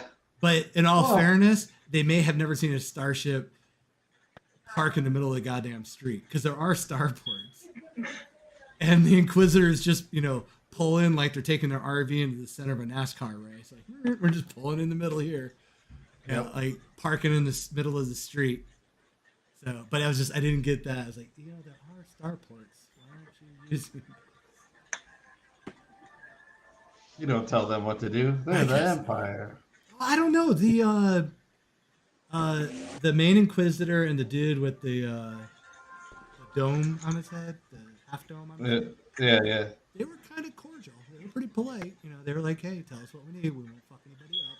We'll reward you. I mean, they were bringing the carrot, not the stick. Rivas or whatever her name was, she was total stick. She's like, oh, fuck this. Yep. What was I'm trying to remember, like, my wife and I she said something at some point, and I was like, oh, well, like, I started trying to explain it, and then I just stopped and was like, I don't know. It's fucking Star Wars. Like, and it was like, well, it's Star Wars adjacent. Well, I can't remember what it was now, but it was something to do with her, and that she knew about a connection with Obi-Wan and Leia, and yes, how come she didn't go to Vader and say something? That was an issue I had too. I was like, well, because she wants all the glory, but I guess you'd still get the glory. I don't fucking know. No, I had the same issue because if she knew about Leia, she'd know about Luke. Well, she said that she got the information from the archives, and she made it sound like it was that's all she knew, that there was a connection. Yeah. Technically, they didn't know about Luke. Yeah, we'll see. Yeah, I mean that's just what I mean. I'm just saying. No. Yeah, what the information we've been given so far. You're right. Yeah. But yeah, that was also another thing of like, what was in the archives? Like, what was the connection? Because like, what archives? Yeah, that's why I was like, where are the archives? What was the information that she discovered? Because, why would they have any information on this child? And if they did have information on the child, you think it might be this is Anakin Skywalker's kid. Right. So maybe, fuck Obi-Wan, just grab the kid, bring it to That was something else too that kind of bugged me, was that she says, that's right, Anakin's still alive or whatever. And I was just like, so everybody knows he's Anakin? Mm-hmm. Like, it just seems to me that that's not the case, but maybe I'm just wrong. But it seemed weird to me that she would know that he's Anakin. Of course, she's also like a sneaky person, so maybe it's not common knowledge. She just figured it out or something. Yeah, she does seem like the type that's going to gather as much information using these people as possible. Right. Yeah. And she's like, "Ooh, I know who Darth Vader is. I'm going to put that in my pocket." This could be useful information later. And I'm not sure why they thought it was more of an impressive shot to see Vader in the back of tank, or Anakin in the back of tank, and not seeing like Vader. Yeah. Like, imagine if they would have cut to Vader just whooping the fuck out of somebody. For spilling coffee or whatever, because apparently this shit's wild at this moment. That would have been a much more impressive thing than saying, okay, here's the half man in his therapy. Ooh, scary. They love turn the temperature up on that thing and you got stew. If there's anything that they've proven they love in this new stuff, it's back to tanks. Yeah. Oh yeah. Yeah, because what the fuck was all that in the Boba Fett thing? Right. Every other cutscene was a spa day for Boba Fett. And it's like it's the only one in town. Like, hey, you want to come use my back to tank? Yeah, exactly. That guy needs some back to tank time. Yeah. Like, I'm gonna rent it out. Make a little extra money. It's my back to B&B. Like, that was the real racket that Jabba had going on. Yeah. Yeah, it really is. spa. It's a float spa. That's all. I was it about to say was. you had one of those float spots going. Which I did one of those recently. Oh, yeah, they're interesting, aren't they? I couldn't do the full hour. I did Were you going 90 crazy? minutes. Oh, I'm sorry, What is this? I don't know if I know what this is. Like, it's where you're in those egg pod things with water. In The Simpsons. Magnesium pool, yeah. mine was a big round one though. I'm too big for the egg, but yeah, it was the same thing where it's the salt level in the water is basically equivalent to Dead Sea, so you just float. And then, Oh, okay, yeah. I guess I do know. it's what you're talking about. total sensory deprivation. Yeah. But by about 40 minutes, man, my brain was going wild. Yeah, fuck that. I don't want to be alone with my thoughts that much. Oh, I mean, that was I'm kind already of why I alone with my wanted. thoughts on my drawing table every day. I don't... Right? Why do I want to fucking lock myself in water? Oh, Lock water's myself in awesome. a water tank and be like, okay, now I'm Hey. just gonna I'm get telling you, sad until I drown myself. if I could be any superhero, it would be Animal Man. Second one would be Aquaman. I'd leave you all for the fucking water in a heartbeat. I love being underwater. Yeah. Never been an underwater guy. I'm not a great swimmer, but I do enjoy it. I like snorkeling. Like I've gone snorkeling a couple times when I was in Hawaii, like 22 years ago, and that was incredible, that experience. But yeah, I can't handle being underwater. So I found the float pod kind of weird. Like I couldn't relax. I wanted the pod to be 15% bigger because I would just get to a place where I thought I was relaxing, and then I would bang into the side, or my toes would bang into the end, or my head would bang into the end, because you're just floating around in this egg-shaped kind of pod. And I didn't have any music or anything, and in many ways it was like torture. I was like, surely it's been 90 minutes and it's only been like 10 minutes. You know what I mean? Like it was an experience. Like Erica loved it. Erica really wanted to do it, and she was like, it was for her birthday, so I got us the session, and right away they tried to talk us into like, well, it's a huge savings if you buy 5 sessions at once. And I'm like, listen, man, I just wanted to try this and see if I could handle it, and I don't know that I did it. I didn't feel like I knew how to do it properly. Like I was just laying there going, is this what it is? I just lay here and try to sleep or something while I float. Like I'm not really sure what the point is. But Erica had like a vision quest and like had messages from the past reach her through the time stream. Like she had a whole other thing. Yeah.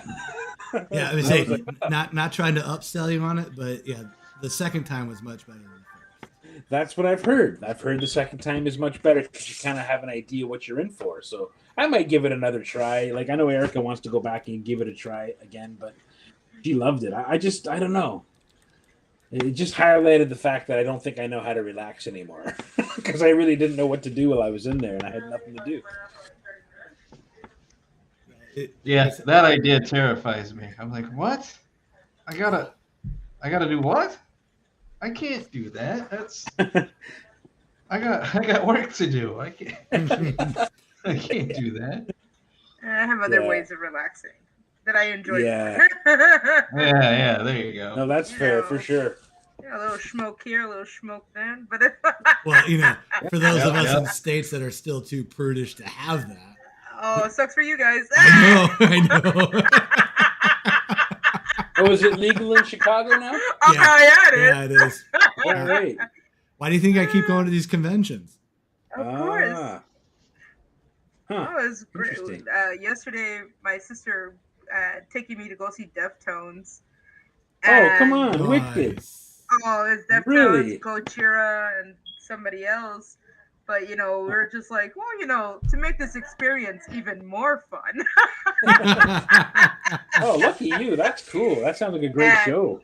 Oh, my goodness. I can tell you one thing. Headbanging on the Influence, it's nonstop. You think you're there for 3 hours, and you're like,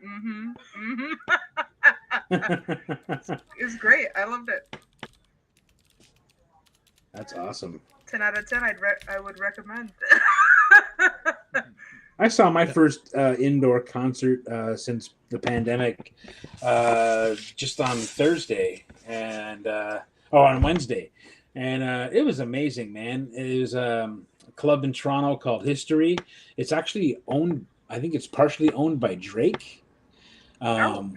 But it was a very simple place. It was basically just A like a kind dragon? of like a giant warehouse, and but it had great sound. Like the stage and the lights were great, and the sound was amazing in there. And the band was I've seen them a few times actually. Future Islands.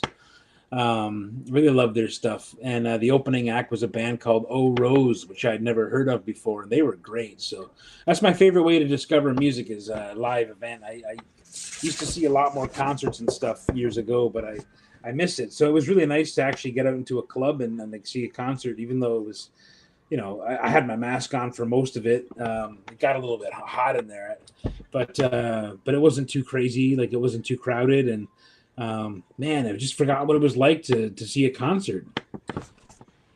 It's crazy. I went to my first one since the pandemic a week before last.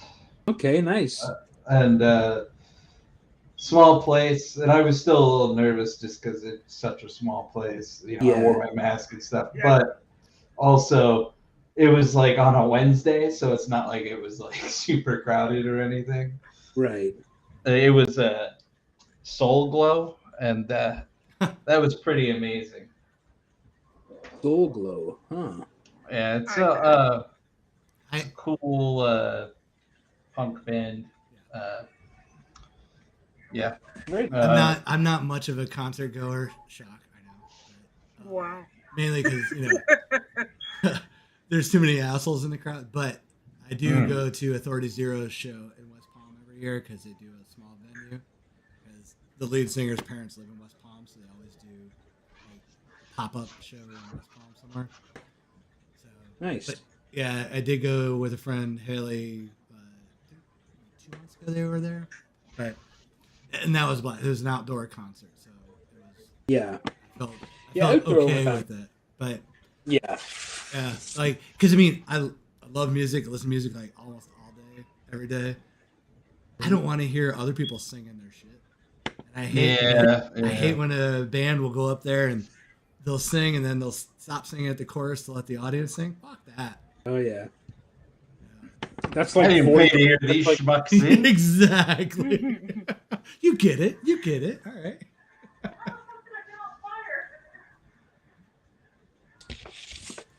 Yeah, there's a bar here in Chicago. Every Monday, the shows are for free. It's usually heavy metal bands. Nice.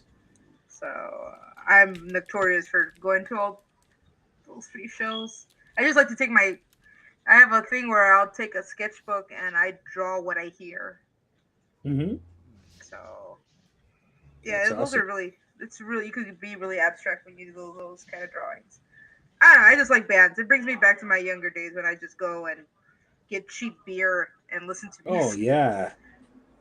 Because you can't afford it. You're just like, nah, let me get those really cheap beers. What is it? Blue Ribbon? Yeah, that's the one. Pabst Blue Ribbon? Oh, you know what I'm talking. The cheapest of the beers. Yeah. Ooh, boo. I've had those nights. There was a bar I used to go to in St. Catharines. It's burned down now. It's long gone. It was called Jerry's Alley, and it used to host all the like great kind of early punk bands as they were coming up.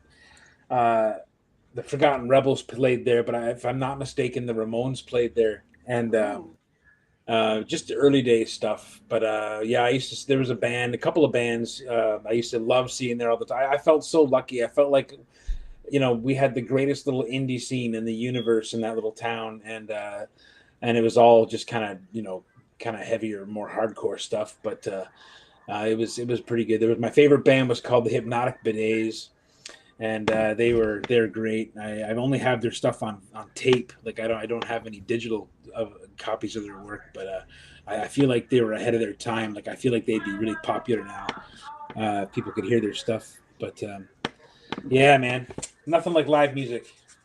The only place I think it's in. Ray, maybe it does. I don't know. But there's a spot whenever I would go to Chicago for C2E2 and stuff. think it's called Reggie's. Oh yes. Yeah, Reggie. Yeah. Oh, that's. They always had, great. Just all of a sudden, shows will show up there. So whenever I'm going up there, I always check to see what they've got going on. You know what? But Reggie's is really, really good about like getting only like good bands. I'm not lying to you. No, that's what I'm saying. I mean, every time I've seen Yeah. the show there, it's always been a great show. They have that. It's the people who work there. They're just really cool guys. Yeah, because they have do they have like a rooftop stage too? Yeah. Yeah. Okay. Well, So I am thinking the right. cool thing, yeah, you got the. Well, the cool thing about Reggie's too is like, so they do a thing called pancakes and booze. I'm there. Go on. Right. You pay a ticket. So you saw you know where they have the music, right, in that big giant area. Mm-hmm. Right. So what they do is that they'll remove all like the equipment and they open it up to all the Chicago artists, and everybody puts all their artwork all over. Hmm. They put it inside there. They put it on the top, on the roof, and people just pay to go inside and look at this pretty much homemade gallery, and you get free pancakes, and it's the best thing out there. It really is. That sounds awesome. Yeah, Is that I can't remember. Is Reggie's the one that's also connected to the record store? No, I think I know what you're talking about, though. I never went to. I've been to Reggie's, but I've never went to the club that record store is attached to. That record store was really good. Yeah, Reggie's is like just a couple blocks away from McCormick's. Yep. So, Oh yeah. So it always worked out perfect. Go C2E2 and then just for lunch. Right. It's by Chinatown too, so. Yeah, I absolutely remember now. I went over there a couple times after hours C2E2 stuff. Mm-hmm.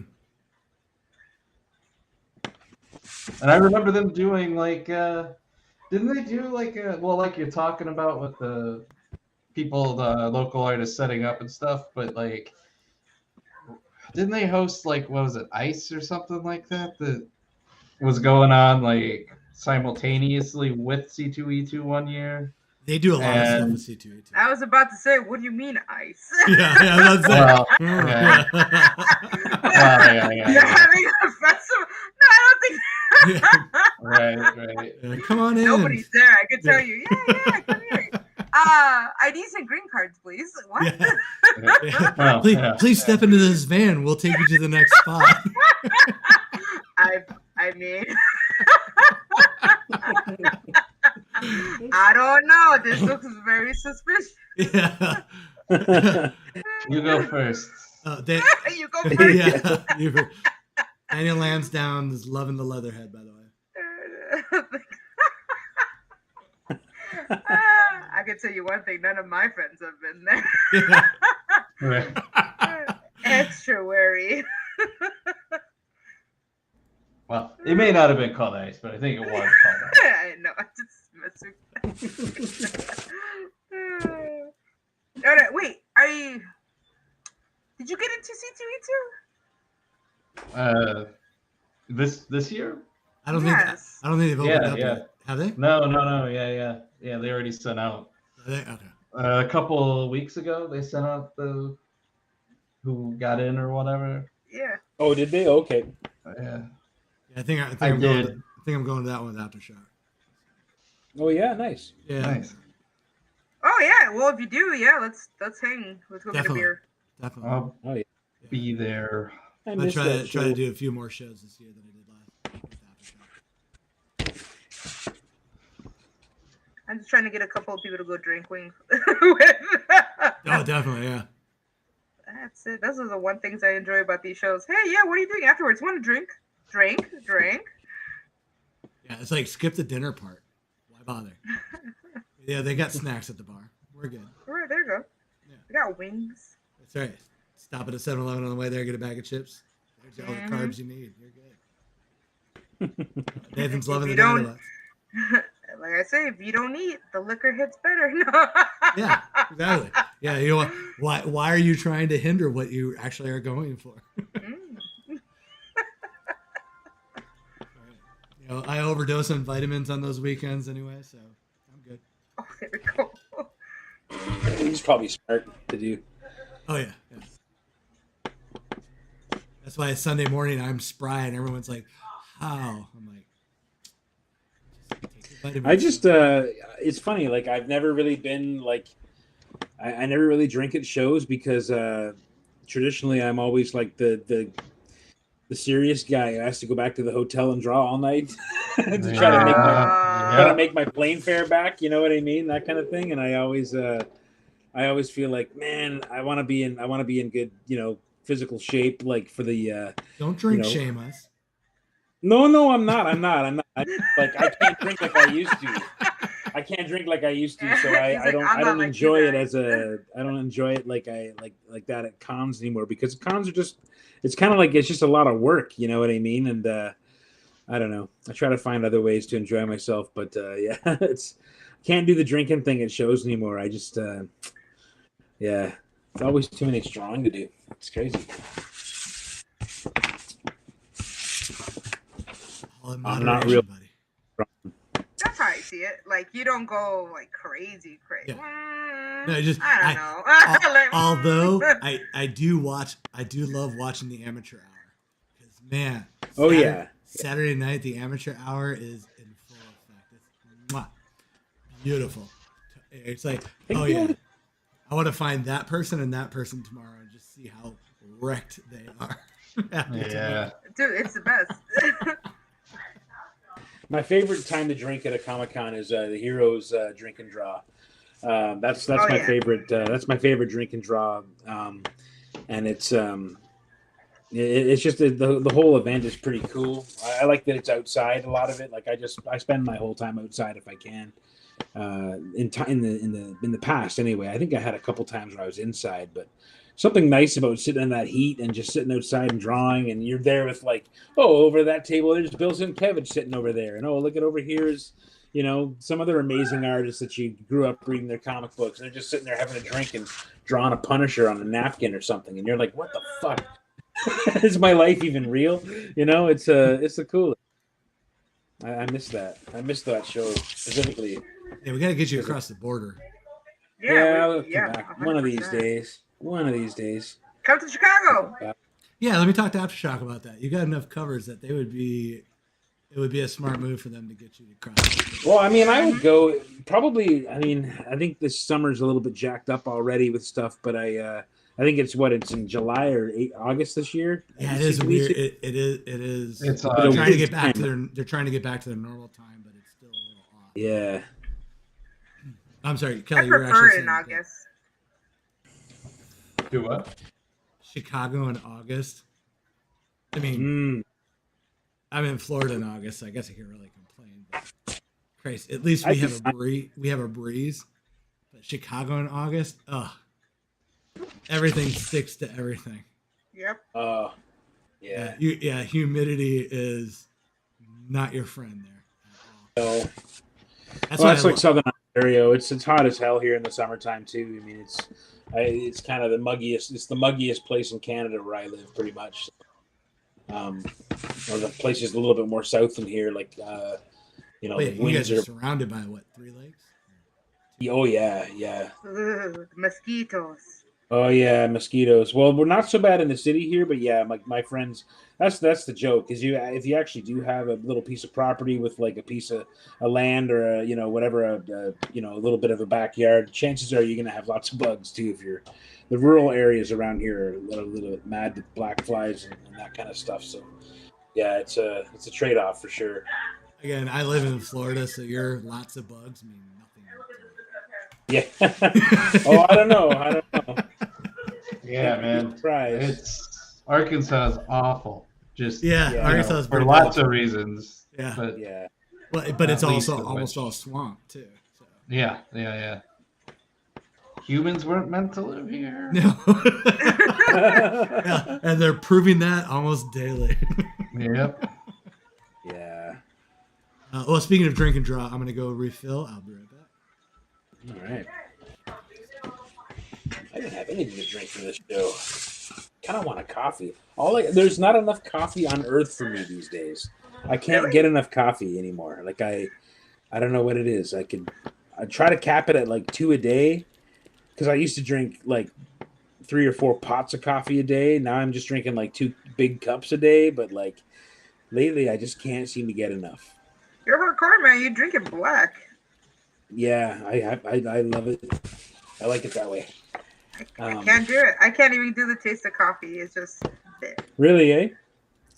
Yeah, I don't know what it is. I was on a years ago. I was really trying to lose weight, and I was on a diet that was fairly restrictive. But one of the things that it had was, you're allowed to have coffee. You just had to get used to having it black because you couldn't have cream and sugar and stuff.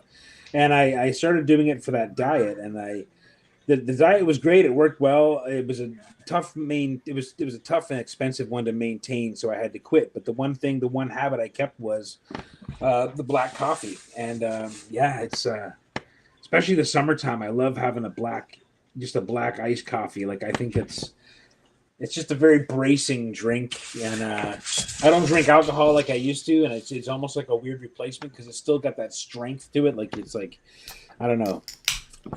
Kind of makes you stand up a little taller. A little bit of it's a good strong black coffee, served ice cold.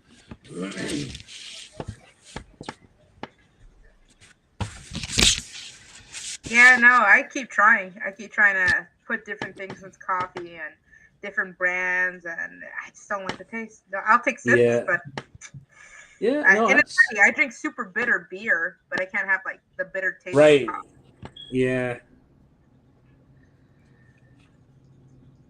Yeah, I have friends that they gotta have so much sugar and cream in their coffee you can stand a spoon up in. It's it's a melted milkshake at that point. Yeah, like my brother gets his milkshake. like triple, and I'm kind of like, God damn, like triple. It's like, ugh. No, I don't know. I want my coffee black and bitter. Yeah. Yep. You guys are hardcore, man. That's all. It's where the anger in my work comes from. It's the coffee. It's the black, coffee. hate-filled coffee. Dark as my soul. So, Tim, you're asking who was the first artist to come on the stream. The stream started with Mike and Hugh. Ooh. Yeah, we started with just the 2 of them. And then we expanded and brought in all the other crazy talent. Yep. Then it was that cheater Karl. He came in with his pre-prepped drawing, showed up already ready to go. Actually, no, that was me. I was about to say, yeah. Are you trying to get him to set his house on fire? No, you know what? It was a thumbnail sketch. To be fair, it was a thumbnail sketch placed on the artboard that I was going to be doing, which was an 18 by 24 like this.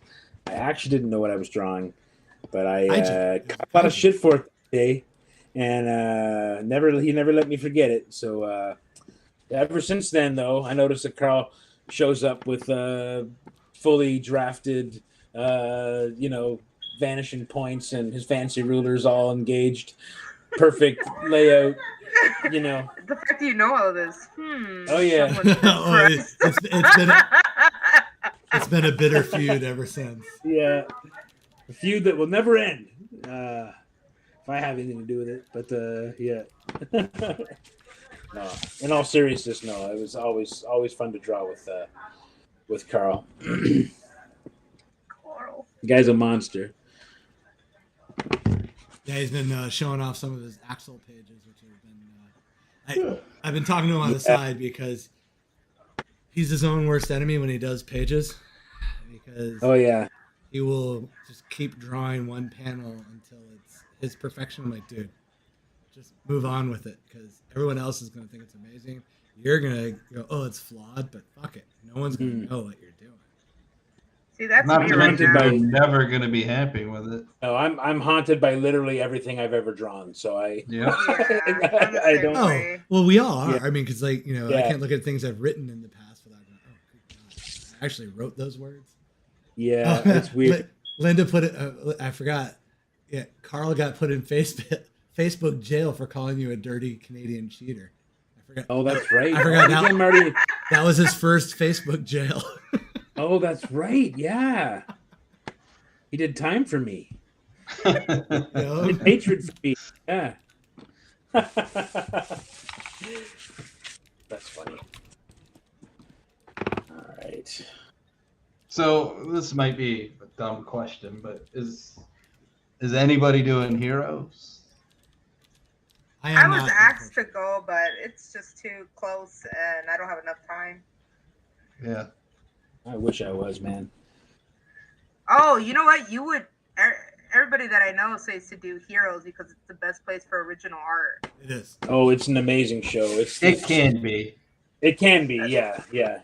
Well, I still say it is. You know, it's if unique. you, Yeah, everybody says they love it. If you have a bad original art show at Heroes, you're not going to have a better one at any other show.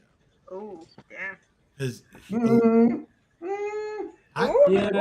I mean, that's my better ones opinion. than other shows. Fight. Yeah.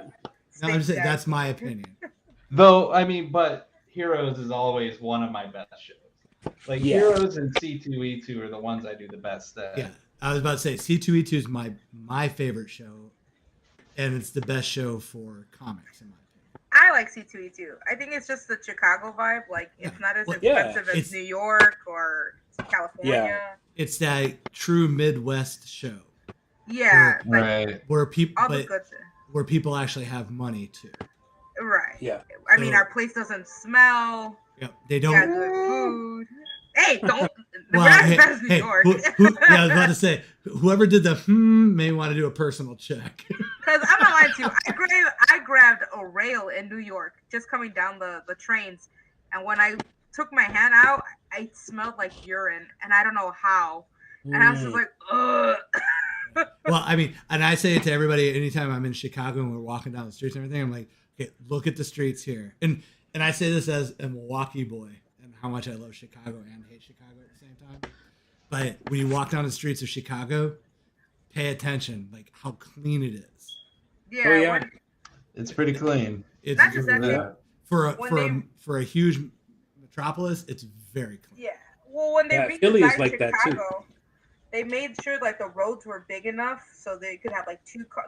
There's history to that because of the Chicago fire. Yeah. So that's why our traffic is not as bad as San Francisco or New York because they fixed the roads. They didn't make them narrow. Yeah, there's a lot to it.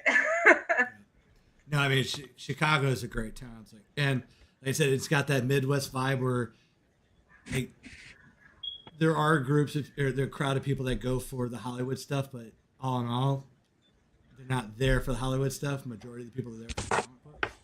Yeah. Right. And art. It's a big show that still feels like a comic show. Well, at least it does for me when I'm there. Yeah. Oh no, it still does. Like. Oh yeah. I was gobsmacked on how wild it was last year when we did it in December. Yeah. I was just like, Jesus. I mean, just everyone was just, Comic Con. Like, see everybody walking around with just bags of books or trades or big collections. Well, I think it's going to be bigger this time now because it's in August. Yeah. And people have a little bit more money. Well, they're also dumping the vax and mask. Yeah. That didn't seem to bother anybody in December. No. See, that was one of the things I was the most surprised about in December was how well it went. Like it was enforced well. I didn't see anybody complaining about it. I think the whole weekend I saw one person who didn't have a mask on, and I saw somebody ask them to put it on. And I was pleasantly surprised with how well it went. Yeah. So it makes perfect sense that they would go, okay, yeah, we're dropping that now. Yeah. But that's what they did. Yeah. Well, and the fact that the mandates aren't out there anymore, so they have to. But... Well, sure, but you don't have to not eat a pile of shit either. But no. But what I'm getting at is people will just roll at their own perspective. Yeah, I mean, the cool thing about it is like, that's why you give people the choice. You wear it, you don't wear it. Simple as that. So. Yeah, I don't know. People are stupid, so people are very stupid. Yes. So I don't agree with them having a choice because there's too many people who are going to choose the the wrong Oh, choice. well, like the Deftones yesterday when we went there, me and my sister, out of a handful of people are wearing masks. 80% were not wearing masks. It's Oh only yeah. 20% were wearing it. And my sister was like, "Well, it's because they're metal." I was like, "I don't care if they're metalheads, punk heads, or whatever." I don't think that's It's true. like, right. I was just like, come on. It's like realistic. It's not gone yet. Don't be stupid. No, exactly. Jesus, Well, at that show I went to like a couple weeks ago, I don't think anybody had masks on except for us. And at this point, like I'm not surprised. Like I'm not like, what? But Right. it still frustrates me that people are Yeah. just like, okay, it's over. Like, let's go. I'm just tired of being mad about it, man. I've wasted so much energy being mad about it, and people just don't care. If they don't care. And you just have to you just gotta. We're at the Protect point yourself. we're basically, it's every man for himself at this point anyway, and it's kind of like, well, the masks were never to protect me from you. They were always to protect you from me. That's always been the point that got overlooked about the masks, and Sure. so I'm just kind of like, fuck it. I mean, whatever. I also think I'm still a little sensitive to it because, and not as much as I was, but I'm diabetic and stuff, so like, sure. I'm still trying to be as cautious as possible. Right. Sure. So when I see people that are just like, oh, fuck you, I'm like, well, you guys suck. No, fuck you. Yeah. No, I had it and I didn't like it, and I can tell you I'm not the same person I was before I had it, and that's a triple vaccinated person who had it, and it's messed with my blood pressure to the point now where if I start laughing at just about anything, I start coughing, and if I start coughing, I get this pressure in my head, like I feel like I see stars every time I laugh now. And I'm not that's a new thing. That's a post-COVID thing. So it's really messed with me in that capacity. And so yeah, I'm still mad about a lot of this dropping of all these mandates and stuff. I'm really pissed off about it because I've lost people to COVID for one, but for two, I've lost so much fucking time with my family and people that I thought I made the choice to stay home and do the right thing, and now it just seeing how few people in my province actually care about any of it. That's the part that I think makes me mad, but I'm also at the point where I got to keep my blood pressure low, so I can't even get mad about it because now if I start coughing, now they've taken that from you too. I feel like I can't even get mad about shit now because I'm walking the thin edge between having a stroke or not, kind of thing, with the blood pressure being what it is. So it's a real shitty deal. So I don't want anyone to get COVID, man. It sucks, man. I'll push back on that. There's a few people I want to get it. Oh well. Oh yeah. And I wouldn't mind if they got a couple other things on top of it. Hey, you know what? Yeah, I will throw hate around. I got no problem. There you go. No, I got you. No, I know what you mean. Yeah, for sure. I get you, Mike. You got COVID cough. Like a lot of people, it's been going around where like COVID's gone, but it's gonna stay there for quite some time. My dad had it. My sister, my roommate, and they still to this day they're still like I don't know where. Yeah, it's like a weird dry cough, and you don't cough anything up, and but it's like I'll start laughing. Like Erica will tell me a joke, and I'll start laughing, and I'll have to put my hand on the wall to brace myself so I don't pass out and fall down. You know what I mean? Like in a flash, like I'm reaching for a wall or a railing, because like it's like a direct, like I can't explain it. And it's like a switch just goes off in my head when I start laughing. It's like, don't laugh, you'll die. Okay, stop laughing. It's kind of a weird thing that's going on. But that's a new thing that I didn't expect to come out of this. But so I don't know. I feel like a hypocrite too, saying this and then also going to a concert doing something like that. But I mean, at this point, what else can I do? We've all, you know what I mean? Well, like, yeah. Like. You've got it once already. I did all the right things, I got the shot, I did all the stuff, I still fucking got it. And no one else cares anymore. So I guess I don't know. Fuck. You know what I mean? Like, anyway, yeah. No, I agree. Well, like we talked about the show thing. I went and I did C2E2 in December, and even though I'm like super uncomfortable with it, like I'm gonna do shows, but all I can do at this point is complain about people and do what I can do to keep the best I can with it. But and complaining about people is nothing new. I mean, it's not like I didn't do that. Yeah, I was about to say. Something tells me that did not change. Yeah. Yeah. So nobody's blown away by me complaining about people or anything. But yeah, I don't know. I just wish people weren't assholes, idiots. Yeah. Idiots, whatever. Tomato, potato. Yeah, I guess so. Right. I'm the same way too. Like, I wasn't gonna do conventions at all this year. I was like, no, we'll do another year. Yeah. Then I did a podcast, and then they convinced me, but I had to be extra cautious because I live with 3 other people, and they got to work. So It's not fair that if I come home with COVID, because that's what happened. That's one person had it, we all got it, and all of us missed a week or 2 of work. Yeah. And so we had to pay rent. We got to pay our bills. Yeah. So now I'm just cautious. I make sure wear my mask, don't touch my face, hand sanitizer 24/7. Oh yeah. Yeah. I have to admit that, knock on wood, I work in an office where everybody had COVID but me. Wow. Yeah. What?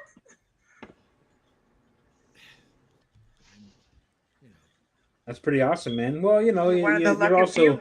It's me. But yeah, they were legitimately upset, like that I didn't. I'm like, I'm feeling some serious shade being thrown here, but fuck y'all, it's, yeah. I took precautions. What can I say? Right. You can't be mad at me for not being an idiot. Yeah, I know. It's like I'm not exactly sure what's going on, but yeah, they all got laid out and did the test. What do you all got laid out? Bam, bam. Boom! Just like they went down like dominoes, and I'm like, all right. I was waiting for it. Nope. All right. Not gonna push it, but yeah, I was pretty happy I didn't get it. Yeah. You don't Not pretty. Very happy I didn't get it. You feel like crap when you get it. Yeah, it was a shitty. That's what I hear.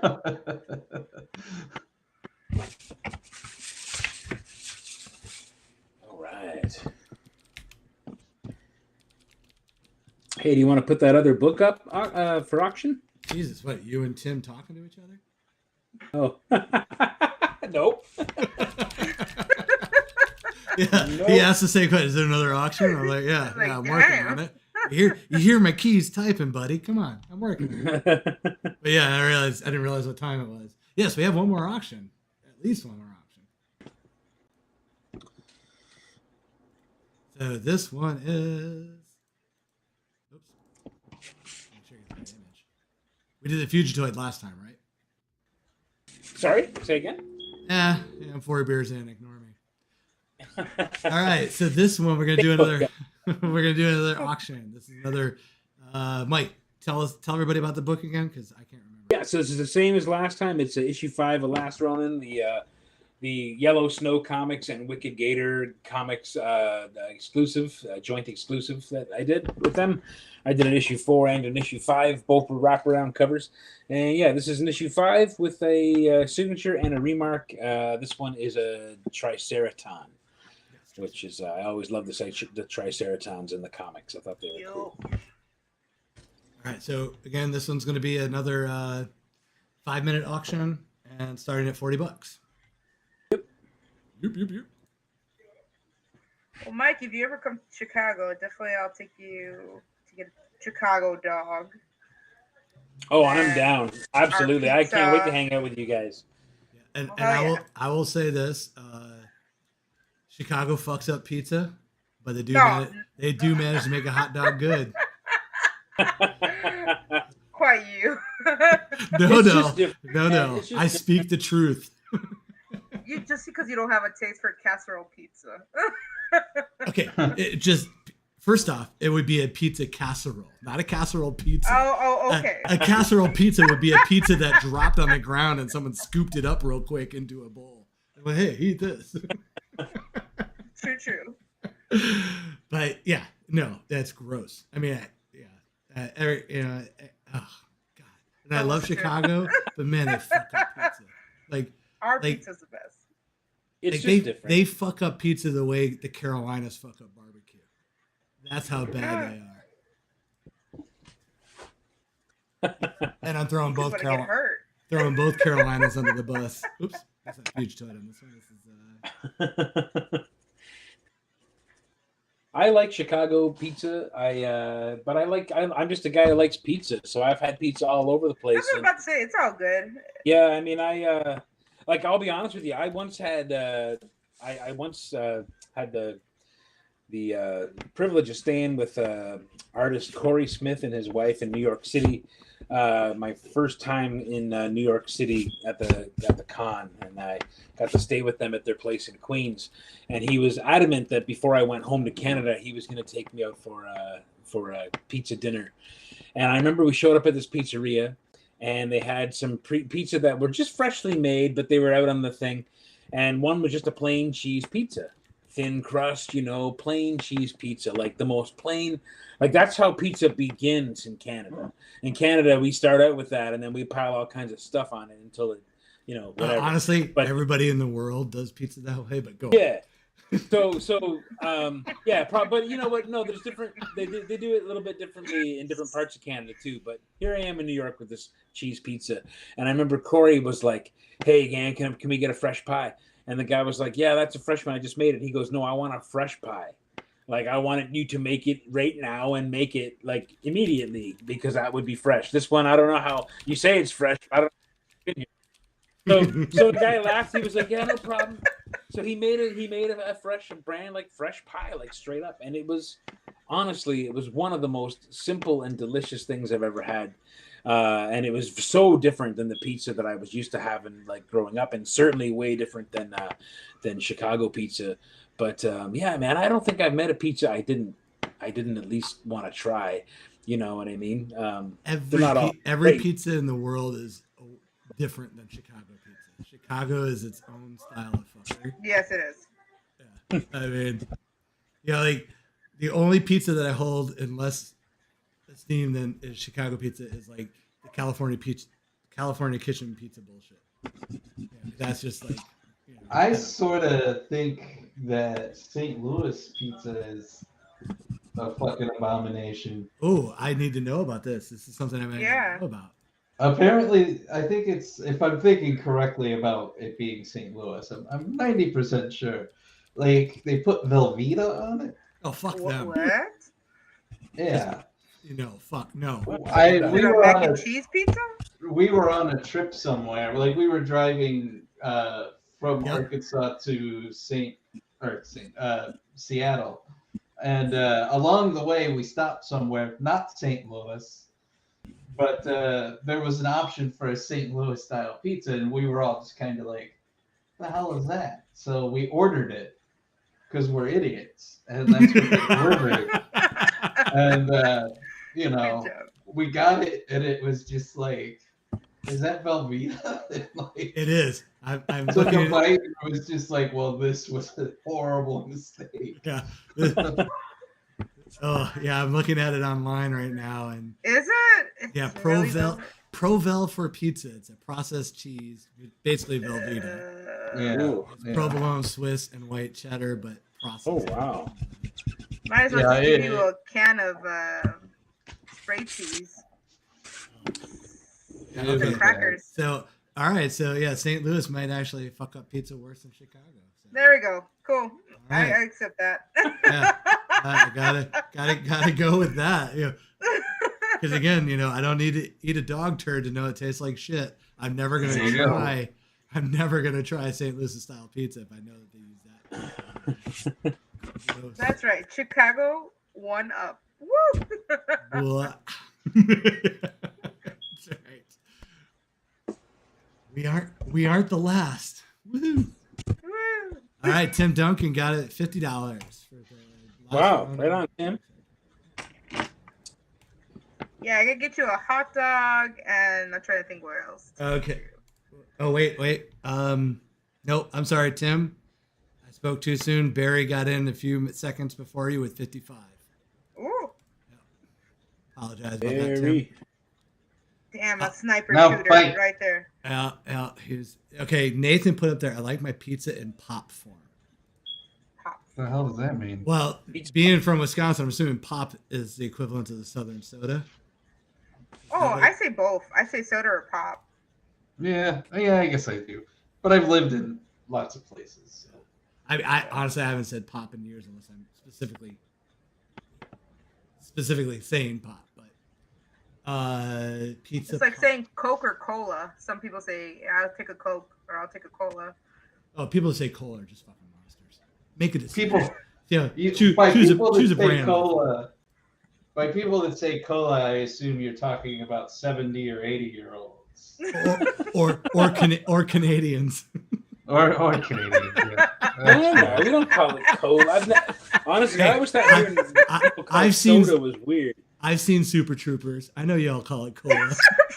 Oh yeah, it's accurate portrayal for sure. That's Canadian portrayal. Wait, are you telling me they're wrong? What? Well, Canada's a big place. I don't know. Maybe they're right. Oh, okay. Oh, so I guess it's similar to a hot pocket. Oh. Oh. And it's called a pop? I guess so. Pizza pops. I mean, Because that makes sense. see, I would have put it more to like the what are those nasty things? Gino's pizza rolls. Oh, Yeah, I'm thinking like pizza Like a hot pocket, pot. like a hot, like a. Is that what he's talking about? Pizza Yeah, well, pop? Barry came in and clarified it's similar to the hot pocket. Well, in Chicago, we Oh, call okay, ours, hot pocket. Yeah. Okay, I know what that is then. We Okay. got something called a pizza puff. Yeah. Puff. So Interesting. apparently that's a Chicago thing too. It's like a hot pocket, just a little bit more bigger and flakier, and they just fry it. Huh. Interesting. All right. There you go. I'll get you a hot dog and a pizza puff. That sounds awesome. No, I miss Chicago, man. I honestly can't wait to get back there again one day. I don't know. Maybe I consider going this year. I don't know. I got August is going to be kind of busy though. I know we got Fan Expo in Toronto at the end of August, and then I might have a thing I'm doing in September, which is kind of a big thing. So I'm not sure, but we'll see. If not this year, next year. Yeah. Yeah, no, I miss the place, man. I'd love to get back to Chicago.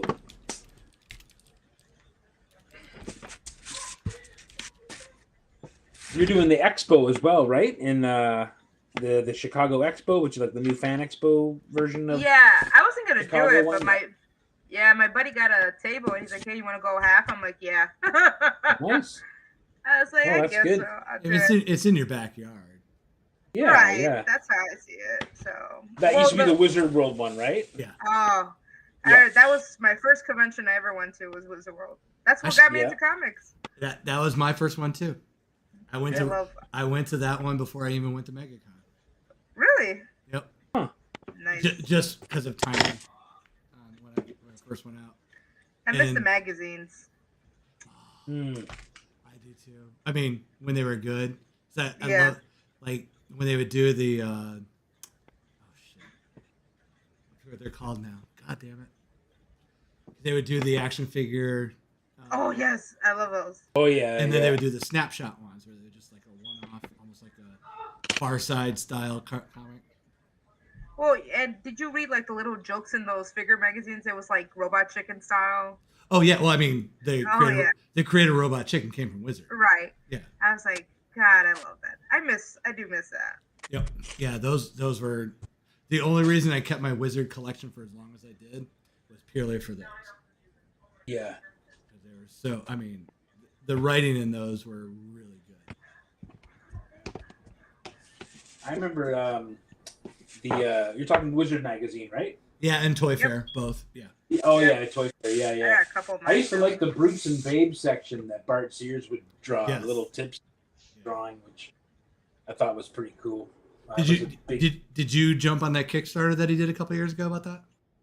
Yes, I did. Yep, yeah, I grabbed that. Yeah, more for some nostalgic reasons. I was a huge fan of his. I loved Justice League Europe and the stuff he was drawing back in those days, like the Exo Manowar stuff that he was doing. And I don't think I had any of the Turok comics, but I remember some posters and some covers that he did.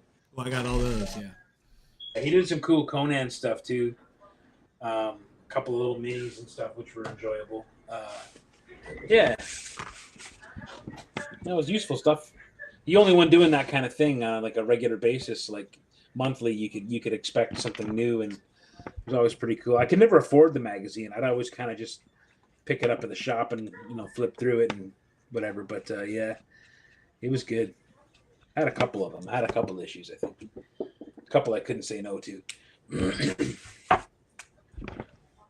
Yeah, and Rob brought up too another good part of the Wizard magazine was the fan casts of the movies. Oh yeah, the fan casts were fun. Yeah, it is the reason we have Nathan Fillion as Green Lantern almost every animated. They casted him as that, and it was never let go. They weren't wrong. I was just saying that's where it did start. Yeah, it was a good vehicle for that for sure.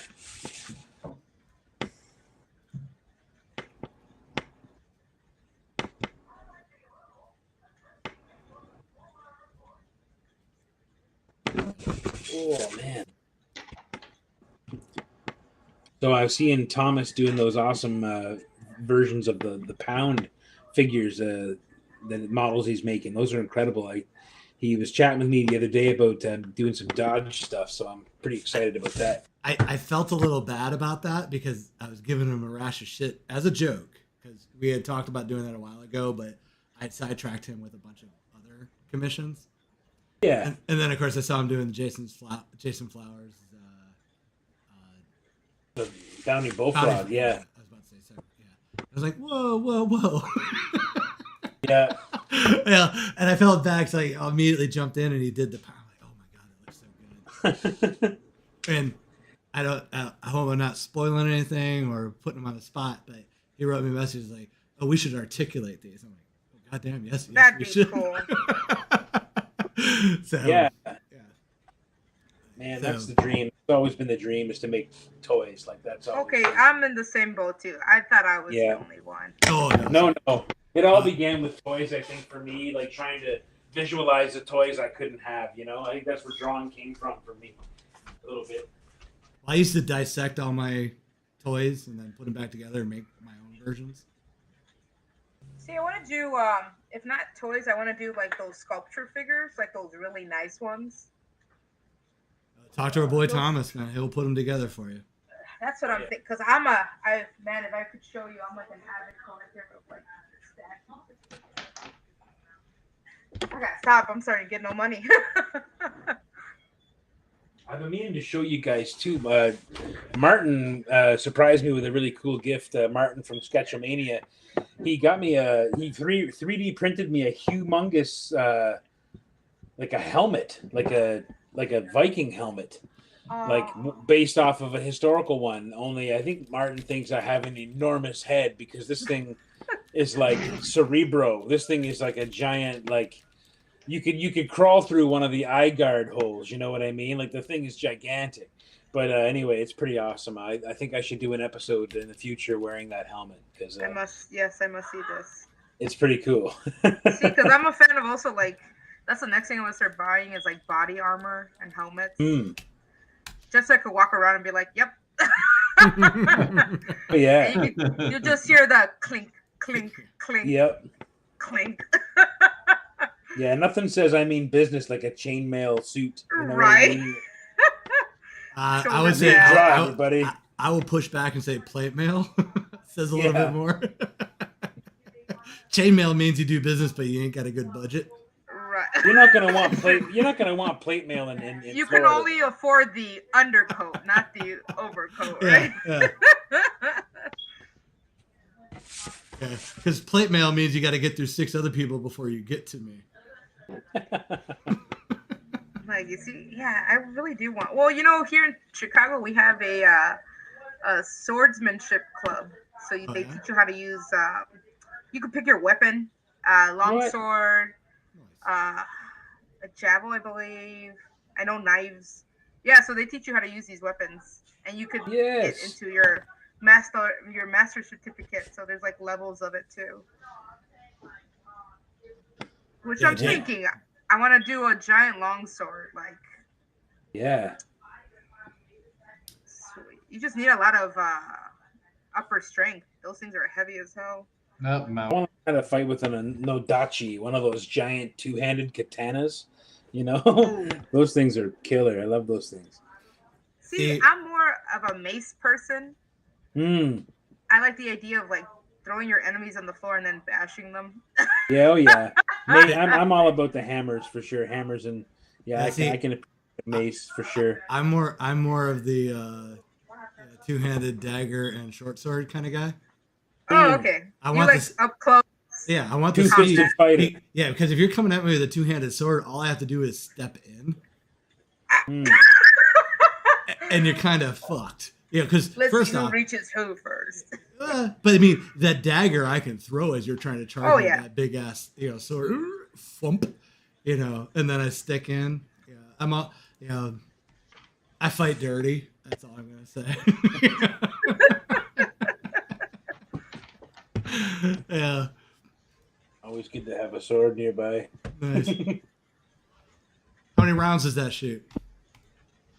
Get the hell out of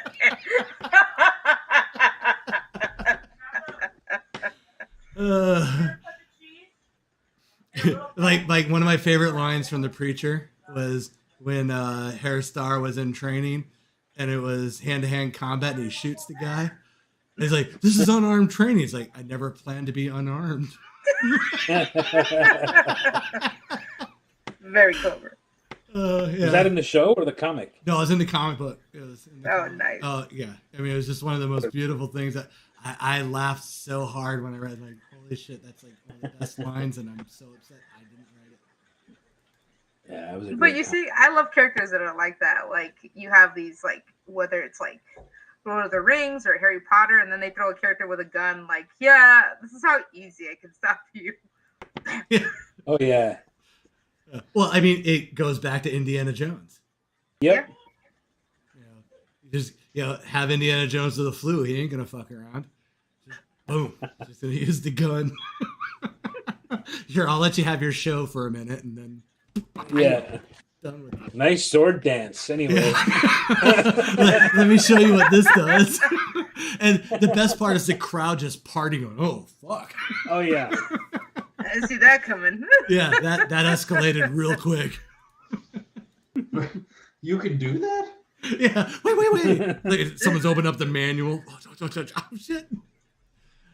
So A up B. Okay, all right. See, that would be me though. I would be the dumb one. I'd be like, "Yeah, this is what I'm gonna do to you," and somebody just brings out a freaking revolver. And I know my last words would be like, "Ah, shit." Yeah, just a little deflated. Aw. My bad for expecting there to be any honor in this fight, but that's okay. Okay, first off, honor in fighting, that's just for people who try to hedge their bets. You fight to win. Oh yeah. You see, this is how we know you play dirty. Oh yeah. Like, okay, one of my favorite lines is from Brad Pitt in The Mexican. Okay. Where he's surrounded by basically the mob boss and the goons. And he just looks around the crowd and they're kind of closing in on him. And he's like, I know I'm going to lose this, but some of you ain't going to fuck or fight so well. Or fuck or fight so well. Or fuck or hear so well after this. And I was like, oh, it's such a great line because he's going to rip off ears and, hit dicks the whole bit. It's like one of my favorite moments in a movie. I was like, such a a guy who knows he's going to lose a fight, but is going to take out as many people as he can, or make their life miserable. Yeah, you'll be forever changed. Yeah, and that swings back to James. Four Bears Inc. Can't say his name. The dude from the mob show that I haven't watched. James Gandolfini. That guy. James And he was awesome in The Mexican. Oh yeah. That's a hit, man. I haven't seen it in ages. Good movie. I recommend watching that on a regular. It's such a good movie. I actually like Julia Roberts in it. An actor I normally don't care for. Although her best role, Steel Magnolias. She dies. Steel Magnolia. Mainly because she dies. Oh. I haven't seen that movie. Oh, okay, never mind. Yeah. My wife likes to bring that movie up because of her whole. I guess she has a low blood sugar spell and she's an asshole to everybody or something, and so she likes to talk about that whenever I have a incident. And so I mean, I already didn't care about that movie, but now I feel like it's just more ammunition to not like Julia Roberts.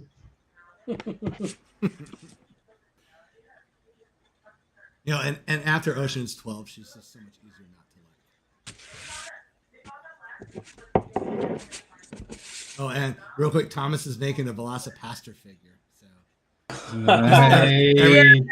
everybody just send your money to Thomas now. Yeah, really. I'll do it. Because if I don't see Velocipaster figures on everyone's backgrounds in the next month. God, I love those dumb movies. It's the great. Have you guys ever seen Thanksgiving? Yes. Thanksgiving. Yeah. Oh God. Yes. Yes. I'm actually friendly or whatever with one of the guys from it. I did a poster for like a friend of his next movie that he did after that or whatever. But yeah, that movie. I love that movie. It's genius. Mm-hmm. It's the dumbest thing that could ever be created, but it's beautiful. Yeah, we were tearing through a bunch of bad movies, and then Shark Week showed up, and it broke me. Oh. The amount of bad shark movies that are out there. Oh God, yeah. And there was one. I wish Casey was on here right now because he could remind me which one it was. But it was a shark that was terrorizing a lake in Canada, and literally people would be standing in like knee-deep water, and then they would cut to a scene of the shark swimming out in deep water. Yeah.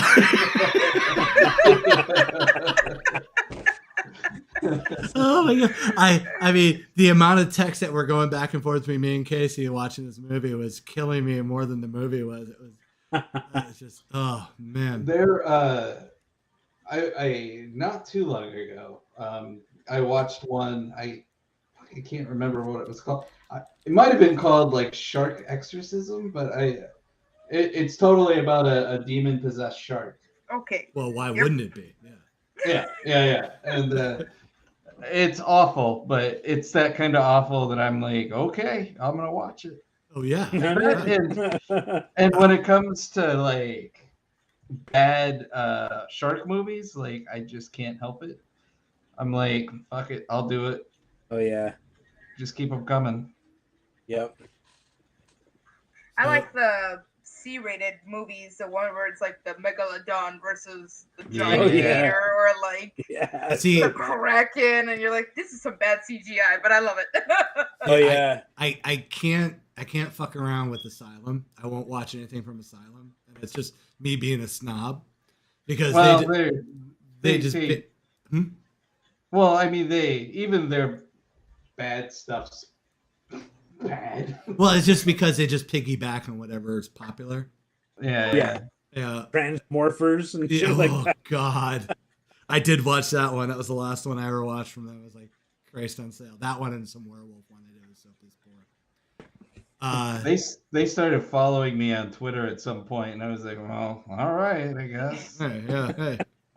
No, I'm not going to turn down the fandom, but You're gonna do some great poster art. Yeah. Oh yeah, God. Do they do the I think one of my favorites is the three-headed shark. There's a three-headed shark. Yeah. But see, yeah, it may have been a two-headed shark, but then they've done sequels, and with each sequel, it has it more gets another head. heads. Yeah, I mean, come on, do the math. I mean, two-headed shark 2 has to have 3 heads. That doesn't just roll off the tongue, you know. But three-headed shark. Yeah. Yes. Well, Better than one. Mm-hmm. You know, it should be 3D headed shark if they did it right. Yeah, They were gonna do 3D. it right. Yeah. Well, and you know, if this would have been the right time for it, it would have happened. Mm. And really just like fucked with everybody by only making the third head in 3D. Everything else is or just not making it in 3D at all. Yeah. So everyone's like checking their glasses. What's going on here? Like people are calling the movie people over, and they're like, "Yeah, I didn't get any glasses." They're like, "I don't know what you're talking about." Yeah. They just got some, poor intern at the, stage throwing water at you. The 4D experience. Yeah.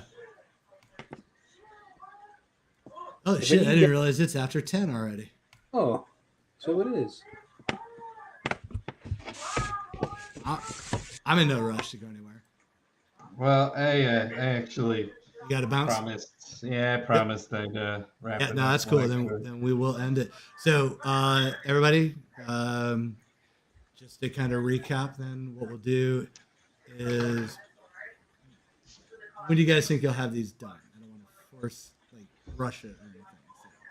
I'll probably keep on working on this and try to get a scan like tonight or something, or maybe tomorrow morning. Yeah, Is noon tomorrow too early? No, I don't think so. I'm just gonna kind of put a couple hours into this tonight. I think I'll call it done after that. I don't know how far I'll push it. It will be full color, but yeah. Kelly, what I'll about have you? mine buddy? by tomorrow. Yeah, I think that'll be fine. I'm probably Yeah. not going to color this. So. All right, fuck it. I'm gonna say tomorrow 3 p.m. Okay. I'm All right. gonna do shit. It's Memorial Day weekend. So. Right. For us Americans, it's Memorial Day weekend. Oh yeah, it's Memorial Day. Yeah, well, happy Memorial Day weekend to our American friends. That's, Yeah. And for all those that you don't know, Memorial Day weekend, don't thank veterans. This is not our day. This is for the veterans who have passed. Yes. Give them homage, whatever, but Veterans Day is our day. Memorial Day is for the ones that have died during the war. I And got they're you. not going to hear you if you thank them, so just don't worry. Yeah, exactly. But every Memorial Day, I always get somebody who thanks me for my service, and it bothers me. So I'm just putting it out there now. Don't. I sure hope you go, God. Oh no, I correct him. I correct him fucking immediately because Yeah, you have Did to. you not pay attention in school? don't make us look worse than we already are. Is what I'm getting at. So anyway, so by 3 p.m. tomorrow, we'll start the auction. We'll run these till Tuesday since Monday's a holiday. Yeah, and so those of you who may have missed the announcement earlier, while I hate to be a hypocrite, this will not be our last tags live stream, but it will be the last one for the season. We will come back in the fall.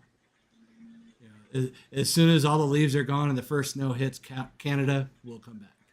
We're going to take the summer off, kind of regroup, take a breath, take a breather, relax, come up with some new stuff. But we will be back. Are we going to do a Yes. live sketch filming episode this summer? Yeah, as soon as I get the fucking books. The books are printed. They've supposedly been Right. packed and shipped. I did not get them yesterday like I hoped I would. Yeah. But as soon as I get the books and can get them shipped out to everybody, we will do a special show for the people who purchase covers. Yeah. But with that, thank you everybody. Thank you everybody for the messages you sent me over the last 2 weeks. That is actually the reason we're coming back. We love you guys. Yeah, really, I did not realize how much people were enjoying this and needed this. So I would be the ultimate heel if I took this away. I enjoy it, but I just need a break.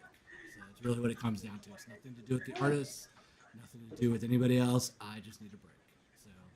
So it's fun. It's fun, so I'm glad it's going to keep going. But I'm super glad you're taking the time to. Yeah, man. You come first, buddy. Yeah. So anyway, let's get over that. All right. So everybody have a great weekend. Those in America, have a great Memorial Day weekend. And please keep posting on the tags page. Please keep following all the artists. Support them, by financial means if you can.